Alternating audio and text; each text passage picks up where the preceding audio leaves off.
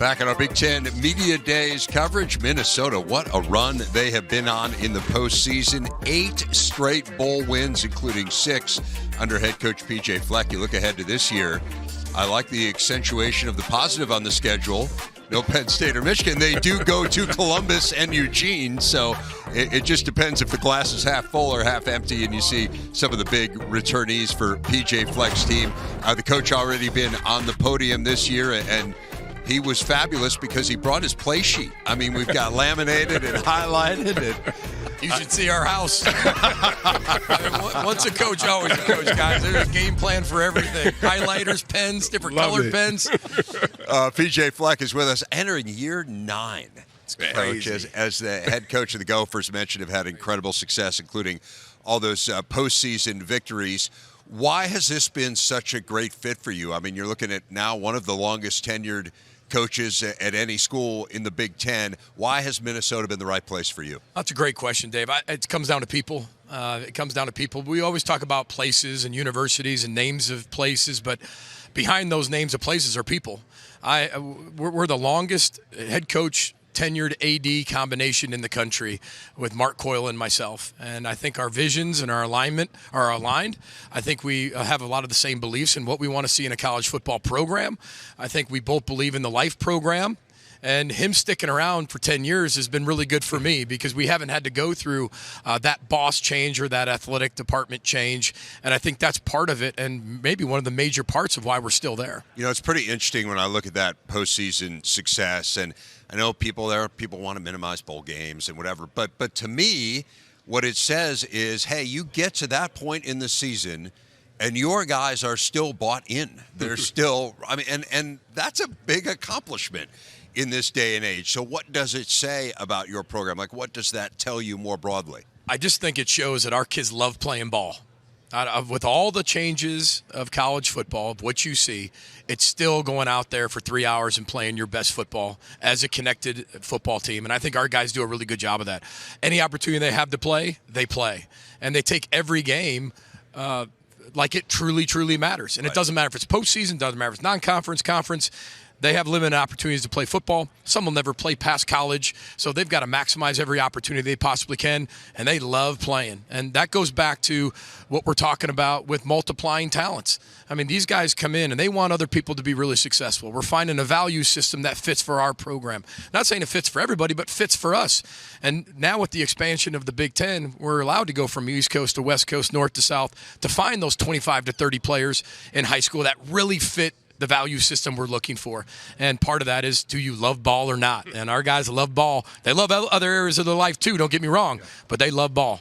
Coach, few house cleaning matters. When you were at the podium, you said what a great job, or how your players enjoyed the dinners that were going on out here. Then you mentioned that you were also going to see Howard later on at one of their. It was not me. So Howard, I just need you to know that Howard got a lot of knowing glances. Yes, when you said that people were like, didn't know how multidimensional. They didn't know he does that on the side. They didn't know that little side hustle. Yeah, Coach, I think you always talk about the pillars and really what makes your program, the strength of your program. And you added one. You know, you talked about delusion a little bit today. Can you go into more of that for us? Yeah, well, first, just a connected team's a dangerous team. And if you have empathy, right, and you have gratitude, you can connect a locker room. From there, then you can start talking about things that are bigger and better. The standard's always the standard. My job is to continue to raise the expectations each year to where this program can go. If we want to go to the college football playoff one day, which every team in here does, whether they want to talk about and get a sound piece or not, everybody wants to do that 1 through 18. You have to know how you can go do that. And for us, we use the word delusional because we haven't done it yet. We haven't won a national championship and been in that hunt since the 60s. So we have to think a little outside the box. That doesn't mean, to Dave's point, that 8-9 wins isn't really good. It's really hard to win 8-9 games in a 9-game conference schedule in the Big Ten. But I want our players to always think bigger, always.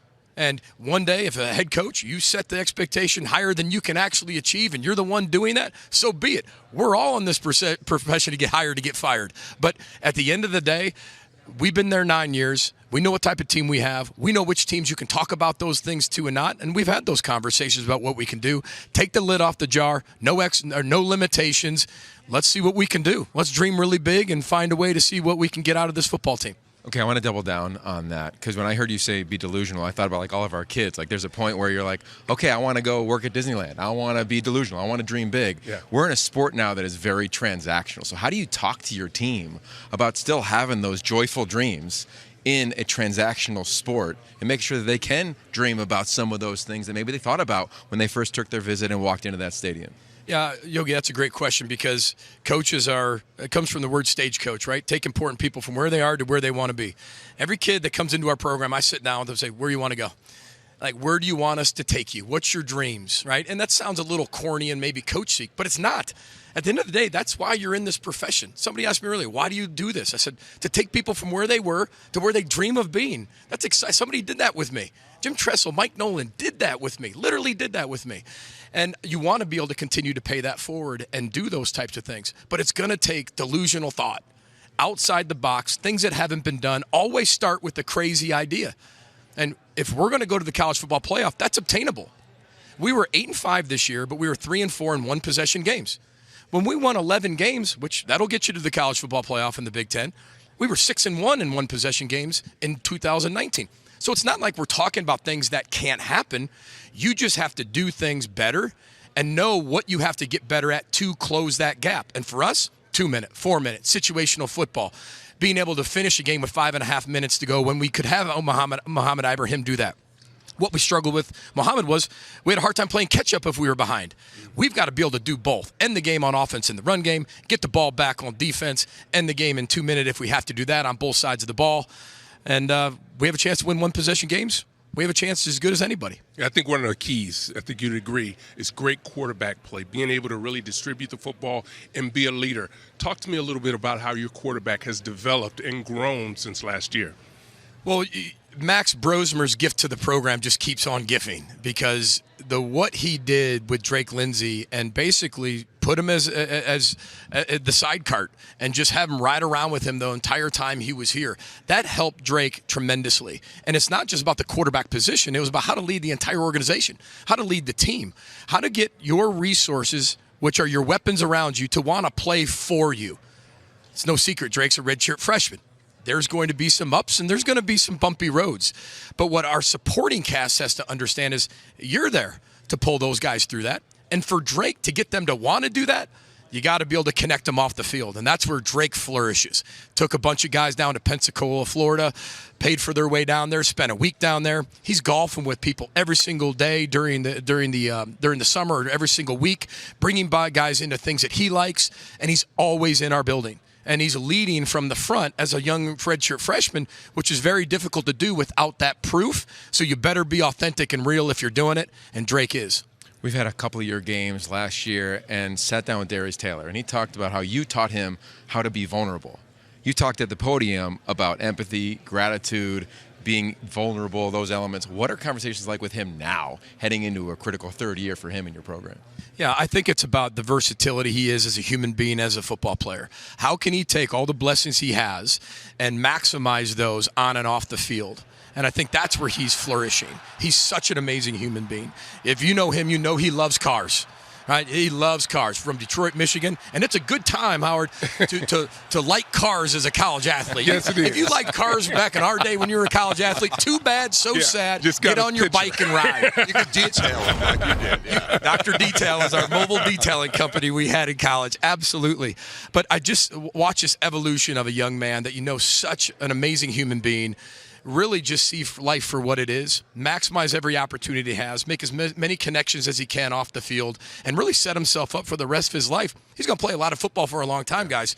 But this guy, we're all going to be working for Darius Taylor somehow, some way, someday. So he's a phenomenal human being. Been a long time since you've had to replace a kicker and a punter. Yeah. I know special teams are near and dear to your heart. Talk about how that development and what that's going to look like come the fall. Yeah, it's going to be really interesting because that really determines whether you lead the conference in fourth down attempts or you're kicking some field goals. Same with the punt category. If we're going for it, we're punting more. We got 4 guys I feel really good at the punt position that we're going to have an open competition here in training camp. Somebody will win that within the first few weeks. And then we've got 2 guys in the kicking department that I think between Daniel and Brady, one of those guys will win the job. Brady has experience kicking at Syracuse, working for Coach Bob Ligashevsky. And then this Daniel Jackson kid, I'm just telling you, he's a true freshman. I knew this kid 5 years ago, and this kid's from Alexandria, Minnesota. He runs like a 10 500-meter dash. We might have some fakes coming from the field goal kicker. Okay. It might not be the kicks. It might be just normal offensive plays in a kicking formation. But he's always dreamed of being a Gopher. He's a fabulous human being, really good person, really good kicker, and that competition is going to be fun to watch. Okay, talking about special teams, we got to talk about Perich, because what you set up there, I think, caught a lot of attention. Him playing offense. Like, what can we expect from this superstar, but still young talent on your roster? Well, I think when we talked about that earlier in the winter, people are like, yeah, it's probably gimmicky, just a bunch of screens, some handoffs, a reverse. We're doing a lot of things with him since January. We said, if you're going to do this, we're going to do this. Like, you're going to be a wide receiver. You're going to be a Wildcat quarterback as well as safety. It's not just going to be something you do in your spare time.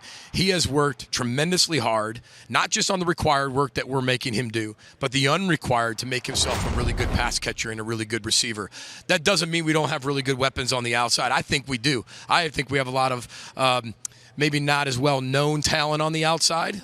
We have really good tight ends, maybe the best and most, the most athletic offensive line we had. We're deep at running back. That supporting cast has to help Drake have a really good year, and Coy can help that wide receiver unit really make plays on the outside, which will be fun to watch. Hey, Coach, one last question for you. We haven't really talked about defense other than talking about Coy. Your defense was so good last year. You got new defensive coordinator. You promoted Danny Collins, has been with you the whole time you've been at Minnesota. What made it the right fit to maybe have some continuity there and continue to play elite-level defense? Yeah, as a head coach, if you have a really good year, I think it's easier to have continuity and you hire from within because it makes sense.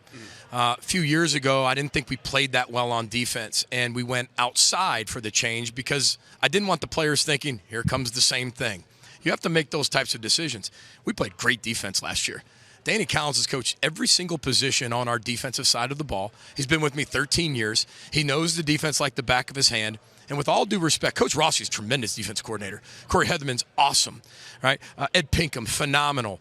It's still our defense. For 13 years, we haven't really changed in our defensive philosophy and the type of defense. But the fingerprint of who's calling it is a little bit different. And Danny Collins names it the Havoc defense. It's going to be a lot of fun to watch, a lot of versatility, a lot of athletes, and a lot of depth. It's going to be fun to see how that all comes together. But you talk about somebody who went from sleeping in a janitor closet to Big Ten defensive coordinator in a short amount of time. He paid his dues. He's a phenomenal football coach. Going to do a great job. A great story. Look forward to seeing you guys up there. One of our early stops on the campus tour coming up here in just over a week or so. PJ Fleck, thanks a lot, Coach. Really appreciate it. Appreciate you dropping by. Always a pleasure. See you another year. Roll the boat, Sky. Go Gophers. Path ahead for the Northwestern Wildcats this year begins with a really interesting game in Week 1. They head down to New Orleans to take on Tulane before coming home for their home opener on the lakefront, a Big Ten Network game against Western Illinois, and then big noon in town for the conference opener against the Oregon Ducks. So really intriguing start, but before that, you come out to Vegas, you hang out, maybe you sit on a throne. Anto Saka getting involved there. The Wildcats hoping for big things from Anto this year, and a couple other guys who are with us right now as well. Quarterback Preston Stone, running back Joe Himon. Fellas, I'm going to start with you two because you were both there last year, and 2 years ago you guys had a really good year. I think surprised a lot of people. Last year not quite as good. So how do you get back to being where it was a couple of years ago? To be honest, it starts in the offseason. We were trying to hit it really hard this offseason. Obviously, we didn't perform the best that we wanted to during the 2024 season, but we just came back to the table, and Coach Braun just reminded us that we just need to grind, build each other's relationships up, and build each other's trust, and I think through our preparation, we'll be fine. Anto? Yeah, just to echo what Joe said, it's really the mindset. Guys made a decision this offseason. They made a decision that after last year's season that we're not going to feel like that anymore. And we've taken upon ourselves to make sure that everybody, old guy, new guy, vet, rookie, that they're all on the same page and we're all pushing towards that goal of winning this year. You guys mentioned Coach Braun. It's been interesting to kind of see his evolution. This is year 3 now for him as the head coach. How do you feel like he's put his stamp on the program? Honestly, I think this is his 3rd year going in. I think he's getting just more comfortable in his role of being a head coach, and I think that he just wants to be more assertive, more dominant, and more confident just with his approach to everything. Anto? Yeah, with these years under Coach Braun's belt now, he has the vision, and he's instilled that in us through every team meeting, through every workout he's been at, that simply what happened last year can't happen again. He's been really involved with the offseason process, and he's just been hyping the guys up and making sure we're all in the mental space to go out and perform. Obviously, part of getting better this year is getting better on offense, and Preston, I think you're a big part of that equation coming in from SMU. What made Northwestern attractive to you in the portal? Yes, sir. Yeah, as soon as I stepped on campus in Evanston, I knew it was a special place, led by a special head coach and Coach Braun. On my visit, I got to spend time with some of the leaders from the team from the previous year, and you could tell that the player leadership was off the charts here at Northwestern. And I knew that this program was building something special and something that I had to be a part of. It's pretty interesting to think about your position that you're in, because quarterback is such a leadership position. I mean, you talk about leadership, and just by the very nature of the position, you have to be a leader. What's the balancing act when you're someone who's coming into a program where there are lots of established players like these guys and many of the others who you met with in that leadership group when you came to visit? What's the balancing act between deferring to them, but being the leader you need to be as a quarterback? Yes, sir. I'm just trying to be myself as much as I can. Once I showed up in January, I wanted to show my work ethic as much as I can on the field and build relationships as much as I can off the field. It's a huge testament to guys like Joe and Anto and other leaders who have been on the team for welcoming me in, and some of the other transfers that we have on the team this year. To where there's really no delineation between a freshman, a transfer, someone who's been here for 5 years. We're one squad right now. One of the things that I think is interesting, you look through a lot of these preseason lists and who are the top quarterbacks in the Big Ten. I mean, you look at Preston's numbers from 2 years ago at SMU. I mean, off the charts, at top 15 in the nation in passing efficiency. I know you had an injury last year that ended up essentially costing you that starting job, but it's weird to me that more people aren't talking about him. So I'm going to give you guys the opportunity to talk about him. What makes Preston special at quarterback? I think he's a great player. I mean, on and off the field, I think he's a great person. Obviously, he has a ton of experience coming from SMU, and I think during that 2023 season, I mean, he put up the numbers and showed why he's one of the best quarterbacks in college football, and I think that will really show this year. Yeah, Preston, he's just a gamer. Like I got that sense from the first moment he stepped on campus. One of the things that he said that really stuck out to me is that these workouts, I feel I should be doing every workout with y'all. If y'all squatting, I should be squatting. If I'm benching, then y'all should be benching, and vice versa. It's just he wants to be a part of the team. He feels like everything that he wants to be embodied in that Northwestern culture. So he just shows that he's got that grit, he's got that toughness, and then obviously from spring ball practices and some of his film, he shows that he can sling the ball. So that's always going to help. Well, offense has been a challenge the last few years. Joe, you're certainly aware of that, and Preston, I'm sure you were made aware of it coming in. Give us a sense of where you think this offense could make some big jumps from where they were a season ago. Joe, you want to speak on that? I think we've been putting in a ton of work this offseason, Coach Lujan and the offense, and we've brought in some major key pieces to the portal, and also we have a lot of young guys that play crucial roles during this season. And I think that once we, get established in the run game and do our thing there, it'll open up the pass game, and then it'll be very cohesive. Give me some insight into the wide receiver group you're going to be working with, Preston. Yeah, we've got an unbelievable wide receiver room with a ton of depth. I'd say just with our offense as a whole, we have a very balanced attack and can hurt you in a lot of different ways. And Coach Lujan, gives me the tools to, run the offense and make checks at the line in a way that is very advantageous for the offense as a whole. And so, I think for defenses that are scheming against us, it's going to be very difficult to find out what you want to emphasize when you're playing against us, because we got guys like Joe who can, play receiver, play running back. We got great tight ends, great receivers. It's gonna be tough for some defenses in the fall. And so on the other side of the ball, defensively, a solid year from you guys last year. I know it wasn't quite where you want it to be, but a lot to build on that side of the ball, and you're a huge part of that equation. It's amazing some of the NFL draft buzz. The Athletic had you as a first-round pick heading into next year. How have you kind of compartmentalized all of that? It's been great, but obviously I can't do anything that I do without the guys on the side of the ball with me. Thankfully, we're returning a lot of key players from last year, and like you said, we had a pretty solid season, but we always looking to do better.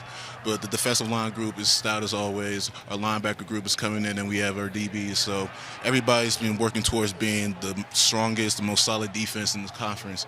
So basically, without them, I can't do what I do. So we're all working as a unit. We're expecting some big things this year. And it seems like the big challenge for you is how do you go from being a guy who is an explosive play, a sack artist, someone who comes off the edge on third down, to being an every down guy. I mean, it's amazing. You haven't started a game yet at Northwestern. You're being talked about as a first-round pick. How do you evolve into that player? What are the biggest keys to becoming that guy? Yeah, it's trusting my coaches, trusting my D-line coach and Coach Smith, trusting the strength staff, guys like Coach Spanos to get me where I need to be. I rely on Coach Smith to refine my technique on the first and second down so I can be an every down player. Coach Spanos has helped me get stronger in the weight room, get stronger out on the field, and put on some weight. I'm up 15 pounds. So it's just a lot of honing in on the coaching points and just being a listener, being a student, and just executing what's being asked of me. Speaking of coaching, you guys have a new running backs coach, Aristotle Thompson. Tell me a bit about him. I know the Cal players absolutely loved him. What has he brought to that running back room with yourself, Cam Porter, who people are certainly very familiar with? Man, Coach AT is a wonderful guy, man. Great person on and off the field. I think he's a true professional. Comes with a ton of experience, a ton of knowledge towards the game, and he's just been helping us understand the game holistically, like they do it in the pros. And honestly, he cares about us off the field too. So I feel like that helps just build our relationship with the guys, and he's been a wonderful addition. What's it like kind of knowing that it's going to be a little bit of a running back by committee back there for you? Honestly, it's great for us. I mean, we have a lot of key pieces in our running back room. Cam Porter, myself, Caleb Komolafe, and then some young guys that I'm sure will play a crucial role this upcoming fall. And I think it'll be very good to see, all of us put in good work on Saturdays. You guys are playing on the lakefront for the second straight year before the new stadium opens. Preston, I know you didn't get a chance to play there, but for those who didn't get a chance to witness it, what makes that setting special? Man, it's very special. Just playing out there on that lakefront and getting the crowd out there, getting involved, is very special. I mean, just seeing the lake on TV, and obviously when we're out there playing on the lake, it's a very special feeling. Yeah, obviously it's an electric atmosphere, and what's really special about it to me is that it's in the heart of campus. So students are coming, and Wildcat Nation comes out and they support. They wear their purple and they're loud. They're giving their TNT chants. They're giving their Go Cats Go chants. It's one of the most electric venues out. Yeah, it was really a neat setting. Got a chance to go out to the Duke game last year and kind of blew me away. The new stadium obviously is going to be amazing, the most expensive college football stadium ever built, and that'll be a year from now. Preston, as the new guy, how do you define success for this team this year? I think we have a championship mindset in everything we do. That starts in the weight room, starts in practice, and I think going into camp this next week, it's going to be critical to define our culture as a team that finishes. I feel good about where we're at right now, and going into camp and going into our first few games. What I think is Northwestern football is going to be our ability to compete and fight in those championship rounds once we get in November. Well, looking forward to seeing it. Again, opening up on the road against Tulane, and what should be a really intriguing game. We'll see you guys at camp coming up here in a few weeks. Thanks for your time, guys. Yes, sir. Thank you so much for having us. A season that Northwestern is eagerly anticipating. Just talked to a few of their players. You see the Cats toward the top of the Big Ten in terms of all-conference performers returning from last year. Preston Stone, who we just talked to, the SMU transfer, will be the starting quarterback and have some really talented returnees, including one of the best offensive linemen in the Big Ten in Caleb Tiernan. We have the head coach of the Wildcats here with us now in David Braun. And Coach, really appreciate your time as always. Pretty interesting to think about your evolution as a head coach, right? You were really thrown into the fire a couple of years ago, so I would kind of make the argument that last year was your first full year of putting your stamp on the program and saying this is what David Braun's Northwestern team is going to look like. So help us understand kind of how you evolved and where you think you are in terms of establishing the program. Yeah, it's a long process, right? You can't snap your fingers and do it overnight, but I'm excited about the growth that we're having. Ultimately, a frustrating 4-8 season provides an opportunity for us to evaluate everything, be really honest with ourselves, and timing's a critical thing. I mean, the reality is college football has been flipped on its head these last couple of years in terms of the landscape that we're navigating. This December and January provide an opportunity for us to evaluate everything, how we communicate, how we're organized as a program, how we're going to prioritize, who we scout, how we recruit, how we utilize the transfer portal, with the house settlement, how we're going to leverage this revenue share model and do it the Northwestern way. I'm really excited about where we're at, Dave. This team today compared to where we were at 12 months ago, dramatically different. And this team's humble, hungry. We got a chip on our shoulder. We're excited for things to get rolling next Wednesday. And the portal, a huge part of that. And as maybe people who follow this know, Northwestern didn't utilize the portal all that much in previous years, certainly utilized it more this year. That includes Preston Stone, who we just talked to. And I ran into you yesterday, and we were talking a little bit about this. You announced today that Jack Lausch is not going to be back. He's going to pursue baseball full-time after starting 10 games for you a season ago. So I don't think there was any doubt that Preston was going to be the guy, but that certainly makes it clear. But we were talking yesterday, I can't believe there's not more buzz about him. I mean, you watch him from 2 years ago. He's one of the best quarterbacks in the country. Yep. Give people a sense of what you got in Preston Stone. I've mentioned this earlier today, but in our preparation for Duke in 2024, we watched a bunch of 2023 SMU tape because Duke's offensive coordinator had come from SMU. The second that Preston went in the transfer portal as a program, the quarterback from SMU, we got to go get that guy.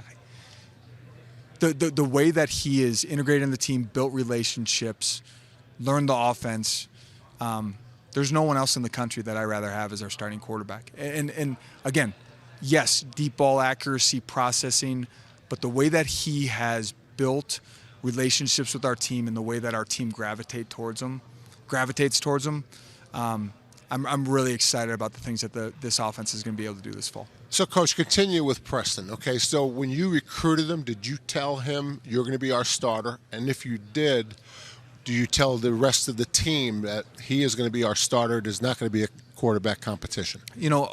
Ultimately, if we're going to say one of our core values is competition, you got to be honest with guys in terms of ultimately you're going to have to earn this. Competition and earned opportunity. You're honest with them. Preston, we have you here for a reason. We believe in you. We need to play better at the quarterback position next fall. And what he did throughout the offseason and what he put on display throughout spring, it was abundantly clear that he was our starting quarterback and going to position us to be at our best in the fall. So did you tell the team that in the meeting that Preston was the starting quarterback at the end of spring? Or we shared with Preston post-spring in the quarterback room. There hasn't been a formal announcement to our team, but I'm sure our entire team knows now. How about with Coach Lujan being back this year too? I mean, what's their relationship like, and what's his opinion of Preston and what he can open up for the offense? Yeah, no, great relationship, and been fun to see them work together. It's been fun to see both of them kind of tutor some of the young quarterbacks in the room.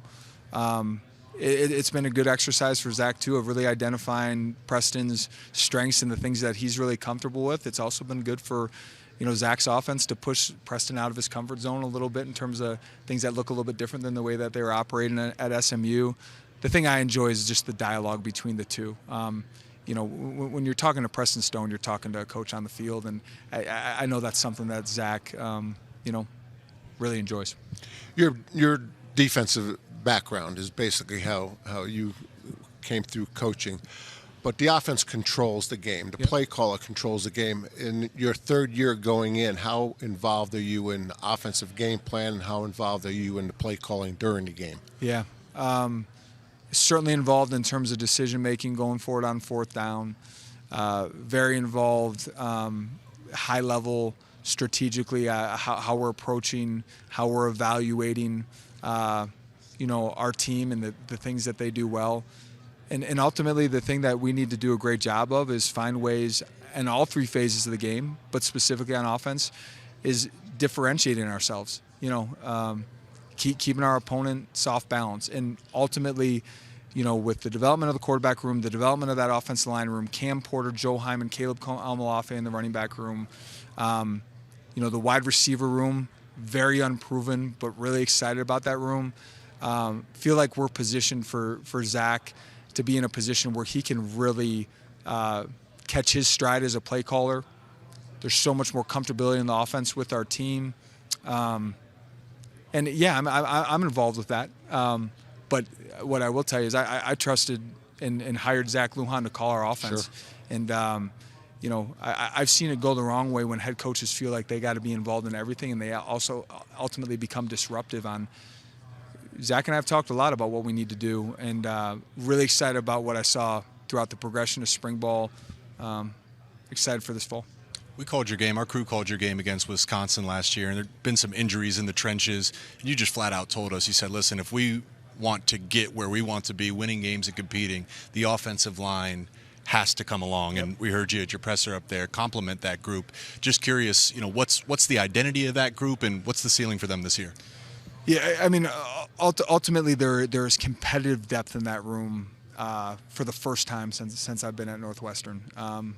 There's some really good football players that don't know if they're going to be starting for us in the fall or not, and we need to do a great job of establishing our wide zone principles, utilizing the things that come off of that, and from a mentality standpoint, every single person on our team, when it's 4th and 1, doesn't matter where we're out on the field, should be demanding that we're going for it, trusting that behind that offense line we can pick up that 1 yard.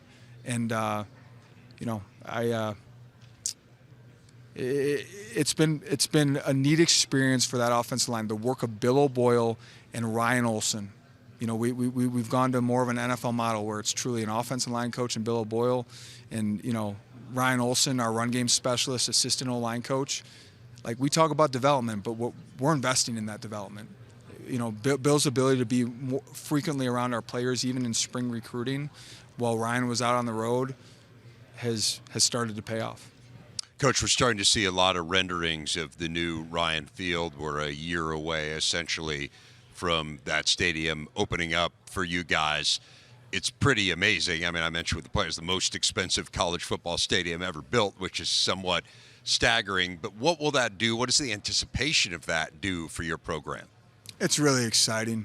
And when you have an opportunity with, class of 2026 recruits to step into that venue and be down at field level and see it with your own eyes, the design, the development, the attention to detail that's gone into this project, it's amazing.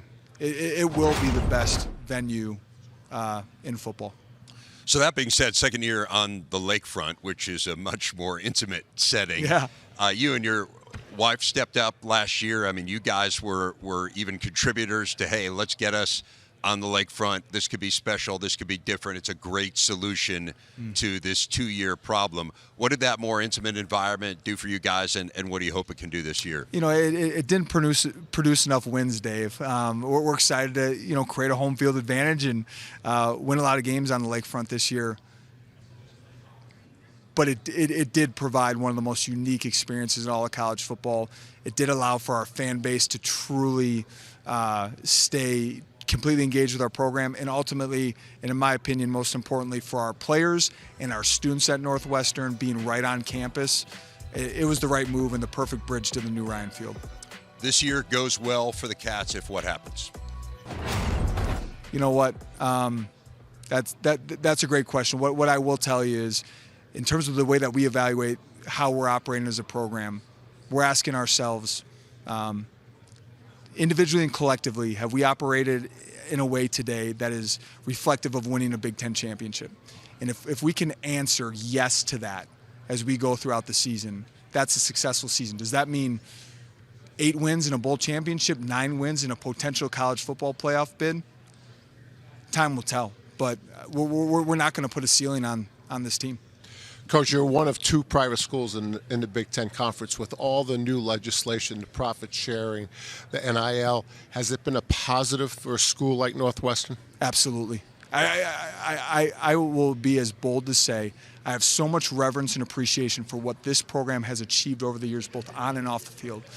But timing, and I'm not saying turning it around in 12 months and snapping fingers to make it happen, but going into the future, long-term, building a model of sustainability on a rock-solid foundation, we can state that why can't we do it better than we've ever done it before under this new model? Wow, that's great.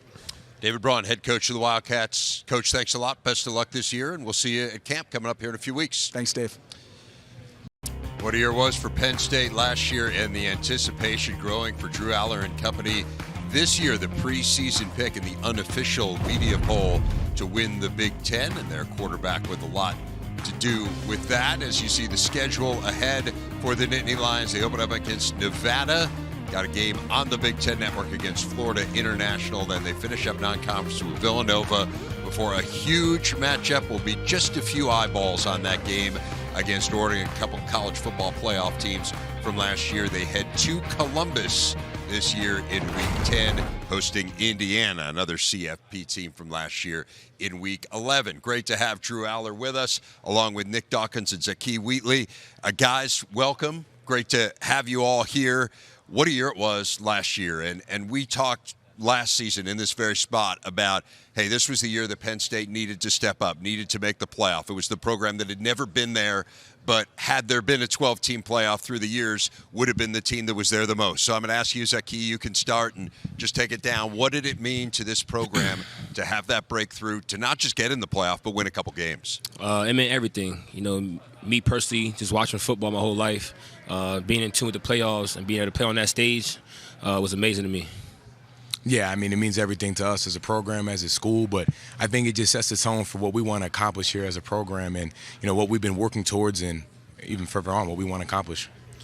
Yeah, I mean, just to echo what these two guys have said, I think, you know, it's a standard for us now. We want to be in the playoffs every year. That's why we came to Penn State. We want to be able to compete for Big Ten titles and compete for national championships. And, you know, to have that be the standard now is what we want to do and exceed those standards this year. So what did you learn in that playoff run that you think you can apply here going forward, Drew?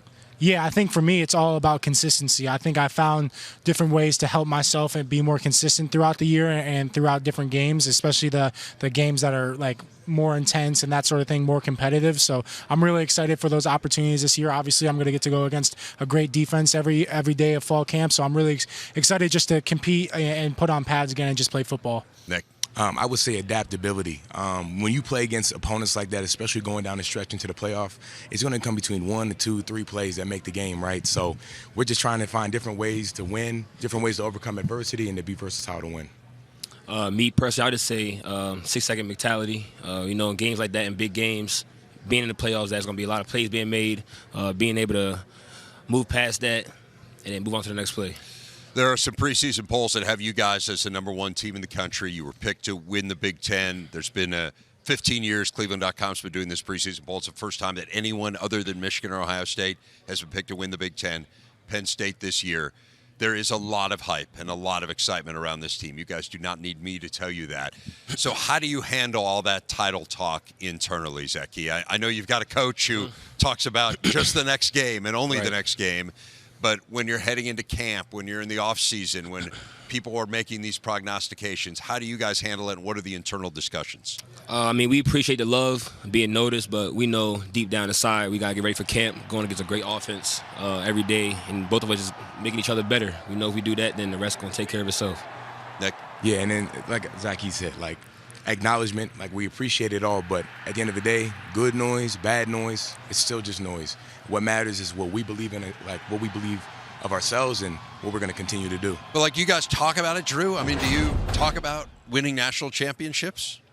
I mean, yeah, I think it's part of the reason why you come to Penn State is to compete for national championships and hopefully win one day. But I think to echo what these guys said, like it doesn't matter. Anybody can talk about winning national championships. It's about your actions that are going to lead you to those opportunities to be in those types of games. And I think we've done a great job in setting the tone since the winter. I think we have a tremendous amount of leadership, especially with these two guys up on stage, like tremendous leaders for our team. And they really set the tone with how they carry themselves on and off the field, the way they approach the weight room, the way they approach practice. I think think is really good for young guys in our culture to see, like, this is how we do things at Penn State, and just to keep building that culture and keep building those standards for us and keep raising those standards every day that we step in Lash. One of the big storylines with this team, and I think part of the reason that you guys are thought of as highly as you are, is all of the players, yourselves included, who could have left for the NFL, who had NFL draft grades, but decided to come back. Help everyone understand, I'm interested in each one of you, like, what were the motivating factors for you and what ultimately led you to say, hey, I want to give this one more run? Yeah, I mean, the individual factors for me, it came down to, like, I want to be a better football player, and I think the things I wanted to improve on and needed to improve on, spending another year in the weight room with Chuck Losey and his whole staff really helped me this so far, but I knew it was going to help me going into that decision-making process for me. But also, for me, there's a lot of things I want to accomplish as a team, because obviously these guys have meant a lot to me. Obviously, these two guys up on stage with me, but the other teammates back home in State College, and also the coaching staff. Like, I've spent, I guess, 6 years now with them between recruiting and being here at Penn State, and it's not just because I want to do it. I want to do it for Dawk, for Zakee, and all the guys back home. Like, I want to win the games we want to win because, like, of the culture that we have in our locker room. Nick? Yeah, I mean, individually, like Drew said, you want to, give yourself the best opportunity to the next level. There are things that you want to win, awards and such like that, but really it comes down to what the bad taste we left in our mouth from last year and what's left on the table. I mean, this is a team that, this new team that we have here hasn't won like last year. We have a lot to prove to ourselves, but the potential is just overwhelming. A lot of guys committed to the process, committed to something bigger than themselves. And when you have guys, a cohesive group like that, a group of leaders, a group of young guys that are just bought in like that, you want to be a part of history. How about for you, Zakee? For me personally, like Drew said, this game with Chuck Losey, me personally, I feel like I left a lot on the table. I know what type of player that I can truly be. In terms of a team, just that family aspect in the locker room, not doing it for myself, but doing it for Coach Franklin, doing it for the players in the locker room, and just having that family feel and knowing that we can accomplish something so great. I want to ask you a little bit about Jim Knowles' defense. I think that probably opened a lot of eyes to people this year when the national championship defensive coordinator comes over to Penn State. Give us a sense of what that defense is going to look like and what it's been like to play for Coach Knowles and to spend some time with him.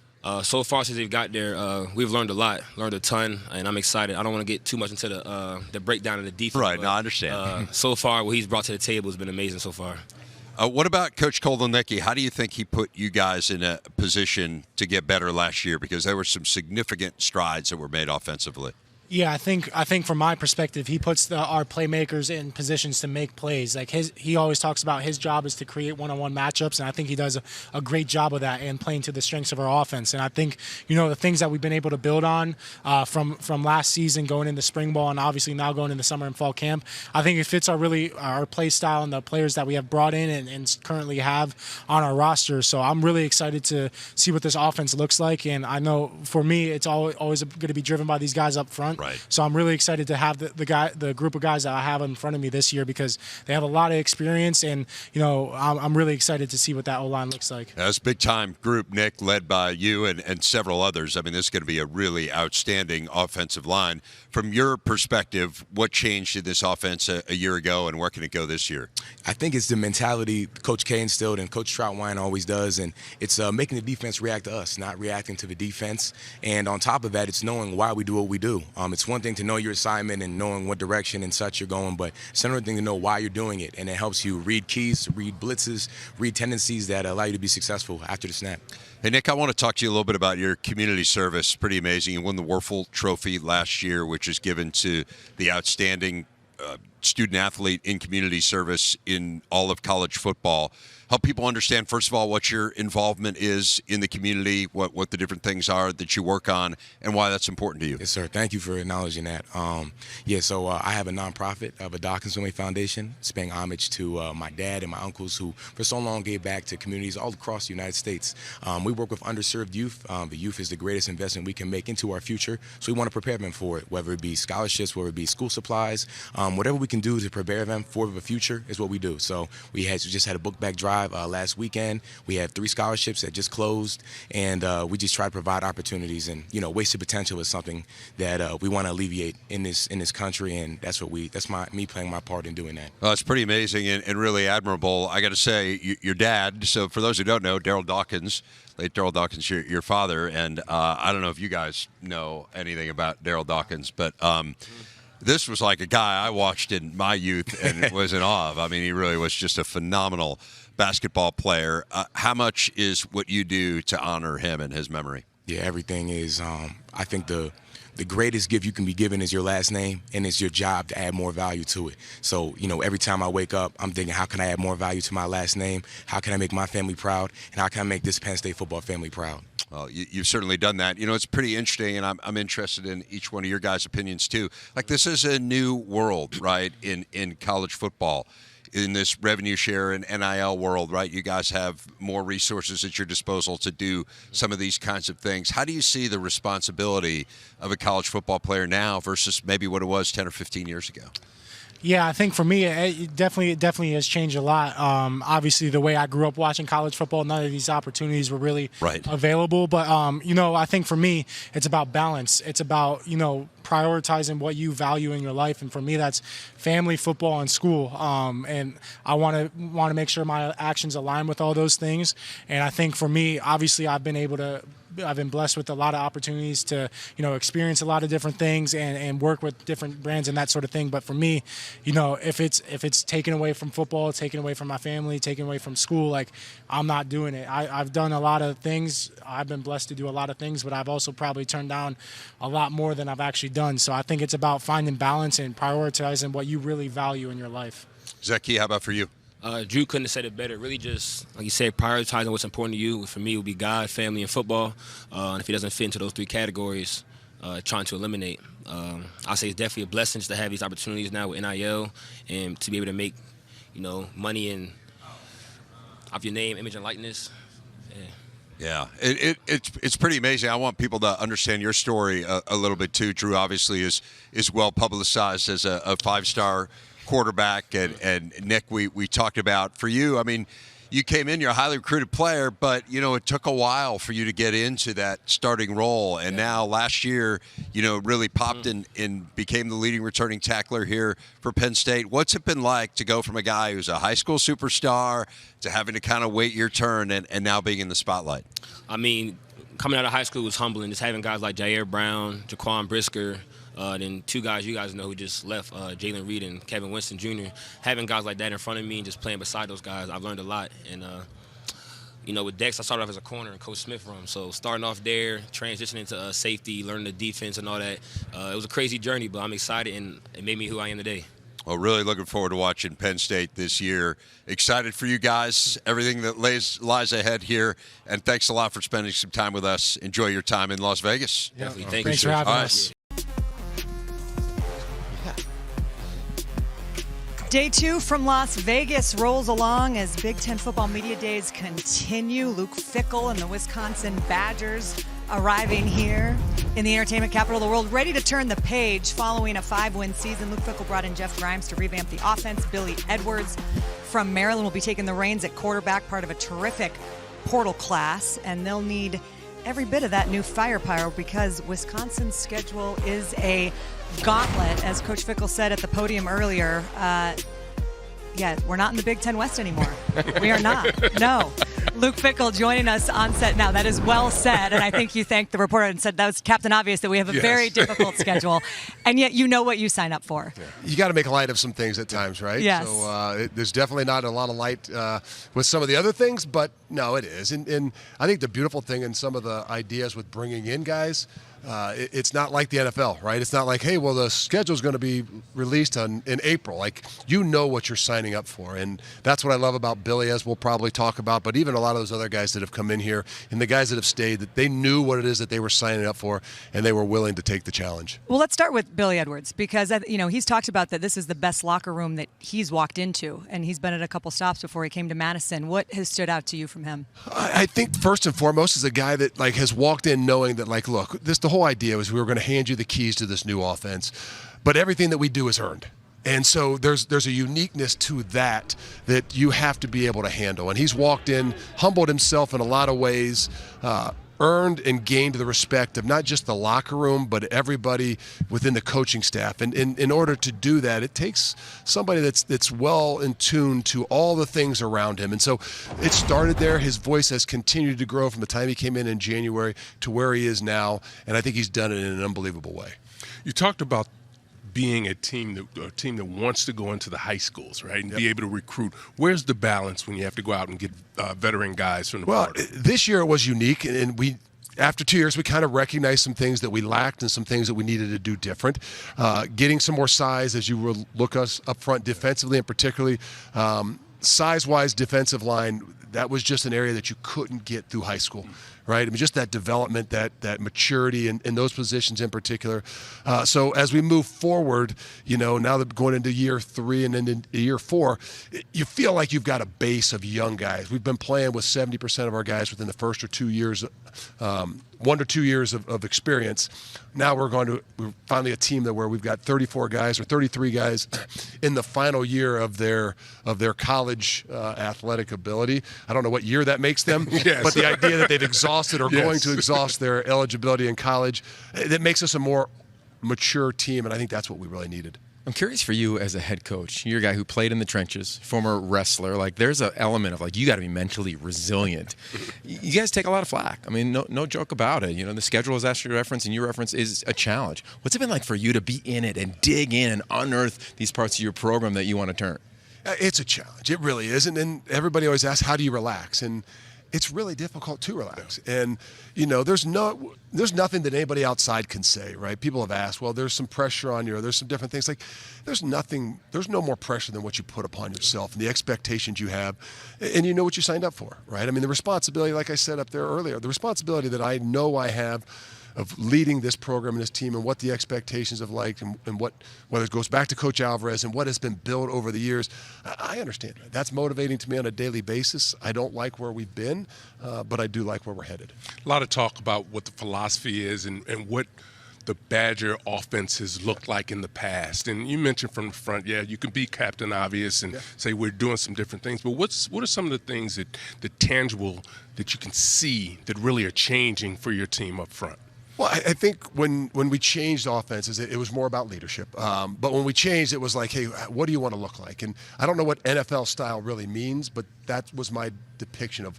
And my explanation of that is meaning, you can rely upon other people. We all know the quarterback position and what the quarterback does on a weekly basis is going to dictate a lot of the successes that you have, whether it's leadership or actually the game on Saturday.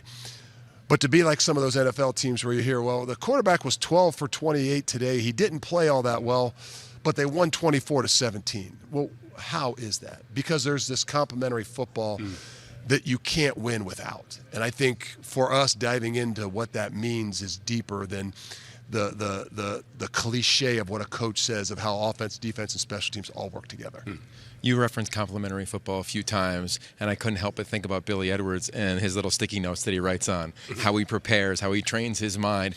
How has that part impacted other players on your team in the complementary football that you described on the podium? It's amazing how the example for what guys do really means that much more. And we all speak it and we all talk it, but that's where I think Billy has really helped. And he's been a guy that like I said, hasn't walked in the door demanding and talking. He's been an example of all those things. And maybe they're little quirky things about the way he writes things down, but it makes everybody understand how important this is to him, how much he's embracing the things that are all Wisconsin, and what it's going to take. How close do you feel like you are from a defensive line standpoint? I know you mentioned talking about going into the portal to being just these are the guys that we need, these type of bodies, this type of athleticism. I'll be honest with you. I think that's what makes me sleep a little bit better. I mean, you go into a season with a new quarterback, there's always a lot of unknowns. For us going into a season with a young running back group that I think is going to be really important to us makes a lot of unknowns. But going into the season knowing that I feel like we're 6 deep, 4 deep interiorly. We've gone from an average of maybe 285 pounds inside to an average of about 320. We've probably added 3 inches on average on the edges, and to maybe 285, 295 pounds across the board. Like, when it really came down to it at the end of the year, when you can't stop somebody, when you can't be physical up front, you can preach all you want, but the true meaning of doing it, there's some intangibles and there's some size factors that you got to have. When you look on the other side of the line, and Jake Renfro, one of the guys that you brought here today, what he means and what he's been through, I mean, injuries and all sorts of different things, but the glue guy in the middle up front, what can you tell us about Jake? Jake has been the core, and I think that even the way he finished last year, he knows, and what some of the changes that he's made and his ability to put himself in a better position. And like we said, we have a leadership group, and there's 14 guys I really feel like we could have brought here. There's not one or two or three, and these just aren't the three guys that stand in front of everybody every day. There's a collective group, and I think that's what's important about what we're doing. There's an idea of guys are put in position to be leaders. Let's be honest, right? If you're a good player, you're put in a position. It doesn't mean you accept what leadership is. It doesn't mean you embrace what leadership really means. And I think that's where I think Jake, I think Billy, I think, Rico and these guys, and some of the reason that they're here is because they have embraced what that means and that ability to take a bigger ownership in all things that they do. You can feel the ownership within the team hearing you talk 131 days until the season will end. I'm curious how you balance the intensity of the job and the task at hand. And these guys want to have fun. You went to the Bob Marley experience last night, I think. You're trying to have a good time. I was trying to look like I was with them and enjoy it. There's a lot of things that run through my head. And that's a part of me growing, right? I mean, look, this world, and I've had a lot of conversations with a good friend of mine who's an NFL head coach, and just trying to understand how do you manage. I've been in places where it's not saying it's accepting not winning every game, but how do you handle not winning every single game? And it's the ability, he would remind me of, it's not the ability, it's not you're accepting anything, but you're accepting moving on. And a part of that is me understanding, okay, what is this team, what's this culture, what's this atmosphere look like, and how can I be better in it as well? And some of that is me being able to smile a little bit more, me be able to relax in some ways and have more fun in all that we do. Is that the growth you see in yourself when you start to kind of let loose and kind of enjoy the moment a little bit more? Yeah, my wife's been reminding me and telling me about that for quite some time. You haven't been listening? No, I know. I'm a better coach than I am being coached. But I think when you do go through really tougher times, when you do have those adversities, you really, if you're going to come out of those things and you're going to come out better on the other side, you need to self-reflect. And you got to recognize the things that you don't do well and the things that you got to do better, and that's one of those things for me. More Bob Marley concerts, I think. I don't know about Bob Marley. No worries. Right? I do think, we, in terms of having fun and the connections that are made away from football, because there's nothing like going out and competing with those guys, but there's also moments off the field, and one of those moments happened on a lot of ice and a lake. There was some ice fishing that went on with Billy Edwards and the O-line. Are you aware of this? Yeah, it's a new experience to a lot of guys. Obviously, anybody that's not from probably Wisconsin, ice fishing is a new experience. But that's what I mean. When you look at, how do you come into a place, regardless of what this new world is, and there's transactions, how do you embrace all things? What's the best way a quarterback can come in? There's no better way than making a connection, especially with the offensive line, and doing what only offensive linemen can love to do. The mother in me is watching this being like, where are your gloves? Yeah. Where are your mittens? Did you check that ice? How? Yes. Why are you nervous? Why, is that a power tool? Do you have a life preserver with you just in case? That's where mine goes too. But we're here to have fun and enjoy and relax as well as compete. I do want to, just one last thing on the schedule. When you look at road trips to Alabama, Michigan, Oregon, Ohio State, Illinois, the list goes on. How do you talk to your guys? Because I know the cliche is, and it's not a cliche, it's real, one game at a time, but how do you not let them look ahead? No, I think that's the whole idea about that 131 days, since we started in December or January. It's, hey, what are we really building for? We didn't say we're building for one game. We're not just, yes, we talk about the rivalry games, which are incredibly important to us. Yes, we talk about the opening game, and then going to, but how do you really say, okay, what we're building for is 131 days? And how do you manage 131 days, whether that's training camp, whether that's the first third of the season, the second third, whether that's going on the road. And so I think the bigger picture of understanding the roller coaster that we know we're getting able to take off on, how do we handle whether we're on that upswing or on that downswing, it's going to have a lot to do with how we stay together. Well, looking forward to seeing how it all plays out. August 28th against Miami of Ohio right here on Big Ten Network. Luke Fickell, thank you so much for the time. We appreciate it. Thank you. I didn't even know he did that. That's cool. Well, there you have it. Jake Renfro, one of the leaders from the Wisconsin Badgers, soaking it all in as a new chapter gets underway in Madison. We got 3 great representatives from the University of Wisconsin join us on set. But first, we just talked about it with Coach Fickell. Take a look at what PFF says is the toughest schedule in the country. Road trips to Bama, Michigan, Oregon, Ohio State, and Illinois coming to Camp Randall. No shortcuts for this group as they try to bounce back and start a new postseason streak. But as they say, nothing worthwhile is ever easy, and these guys are up for the task. Billy Edwards, Jake Renfro, Ricardo Hallman. Great to see you, gentlemen. How we doing? Great. Appreciate you having us. Great. I know you guys knew. I loved what Luke Fickell said because he said they knew what they signed up for and they knew what was coming down in the schedule and aren't shying away from it. So we'll just get this out of the way. But when you look at that schedule, what comes to mind? Yeah, I think first things first is a lot of great opportunities, right? To play in the Big Ten, to play the schedule that we do, to get to where we want to get to at the top of that mountaintop, you got to go through some good opponents, and we have just that, and I think that's been a good motivation piece for us this offseason of just knowing we got a mountain to climb, but we're not even at the bottom of that mountain yet. We still got some more steps to go until we get through fall camp and week 1 rolls around, but we're excited. I think it's all great opportunities, and like I said, if you want to be the best, you got to play the best, you got to beat the best. That is well said. I'm not even going to have you guys follow up because I think Billy just said it all. Yeah. And I will ask you guys though, because I think when a new quarterback comes in and takes over, and everyone's kind of trying to figure out, okay, how is this all? There's a lot of new pieces in place, but from your guys' perspective, and Jake, I'll start with you as an offensive lineman in the center of that unit. What have you seen from Billy since he's come into Madison? He's been doing an awesome job. He came in here and took this team over. He's a vocal guy. He's a great leader. He does everything the right way. So being around a guy like that each and every day, it's special. We're blessed to have him. We're so happy we got him. I love being around him. He makes me better. I hope I make him better. But yeah, we're really blessed to have him on our team. Is he a good ice fisher? You know what? For his first time ever, he was. He was. Right. He was really good. We saw some of the footage, and Rico's like, "I'm all set with that." You're from Florida. You don't mess with that. Mm-hmm. But there are different ways that teams bond and come together in the off season. Let's take one more look at this ice fishing video. My question was, where are the gloves, Jake? Why was no one wearing gloves? You know what? It was March. And there was not much ice left. That's March. And it was like 50 degrees-ish. It wasn't that cold, but at the end of the day, the fingers got cold.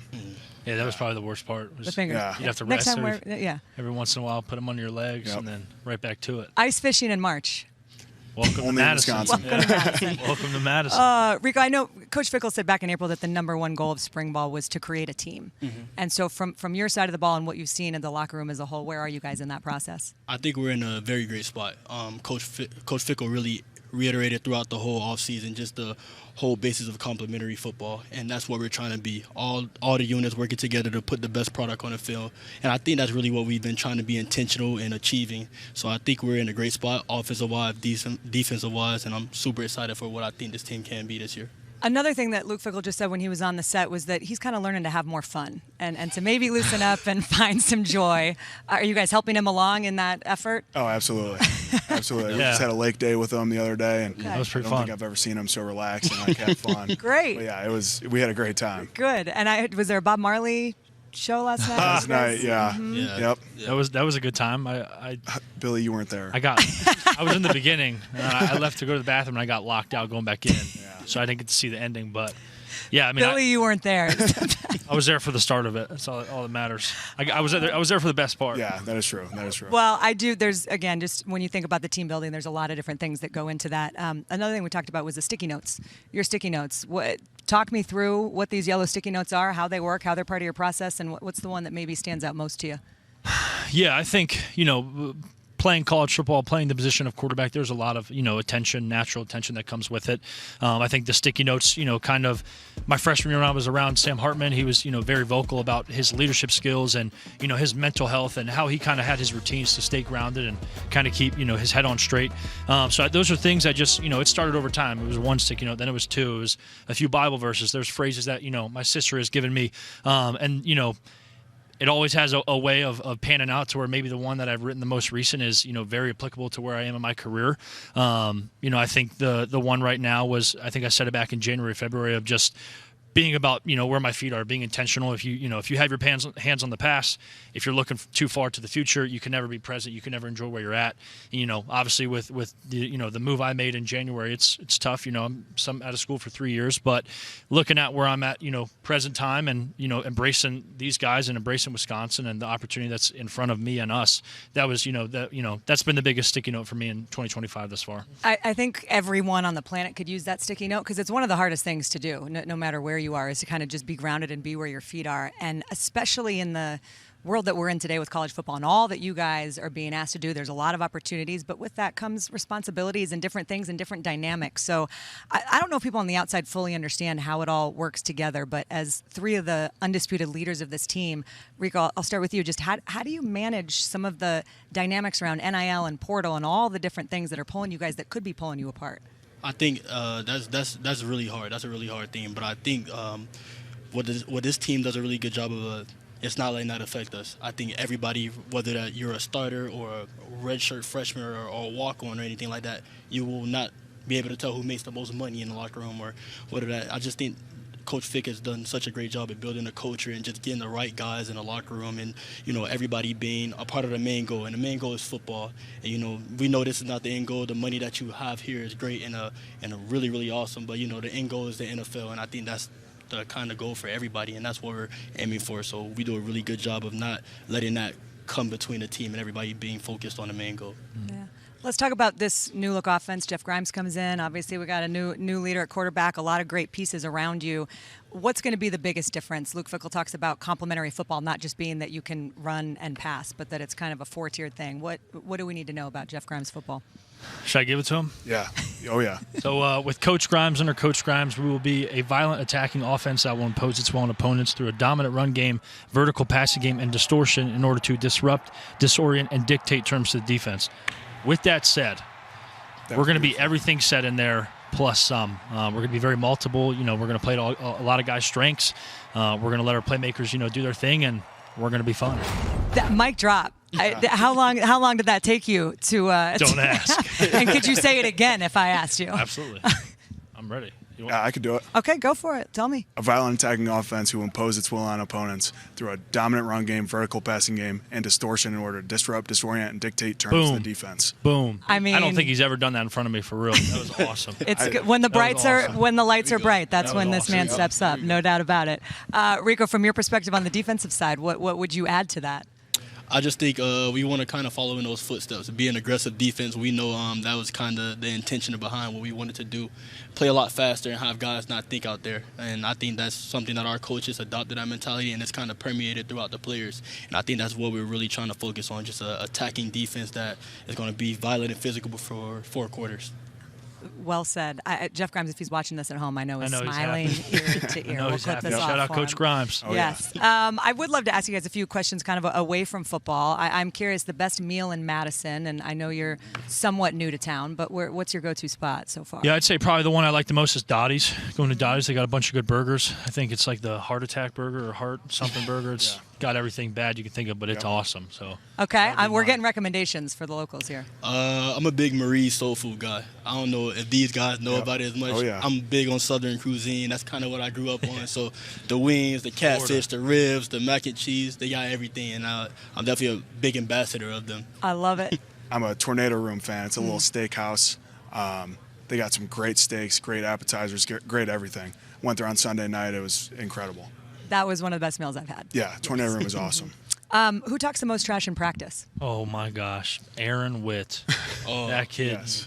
I love that kid to death, but, man, you will never not hear him.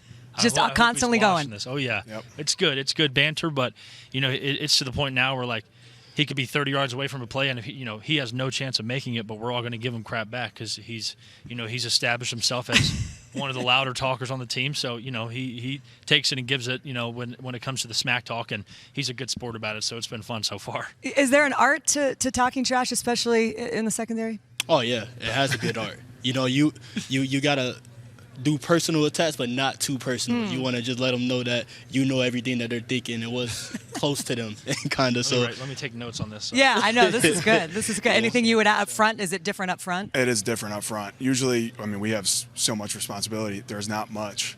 I don't think we played anyone last year. Like, we didn't say anything. They didn't say anything back to us. So a little different up front, but well, I'm going to let Billy handle that. But yeah, exactly. Yeah. You should have brought some of your Post-it notes. I think Yeah, was the they're point. going to get a little bit more vulgar, so hopefully they can take on that trash talking. Really quick, and I'll let you guys go on this. I know it's one game at a time, but if I made you circle one game that you could guarantee a win of these teams, which one is it? Alabama, Michigan, Ohio State, Oregon, Illinois, or Minnesota? Guarantee a win. I think Minnesota. that was going to be my answer, too. Yeah, Minnesota. Minnesota. 135th meeting with the Gophers. Paul Bunyan's axe still means as much as it ever did if that's the team that you were picking to beat. All right, gentlemen, thanks for the time. Thanks for the insights. Thank you. Great Having talking us. with you, and best of luck this season. We'll be watching. Thank you. Thank you. All right.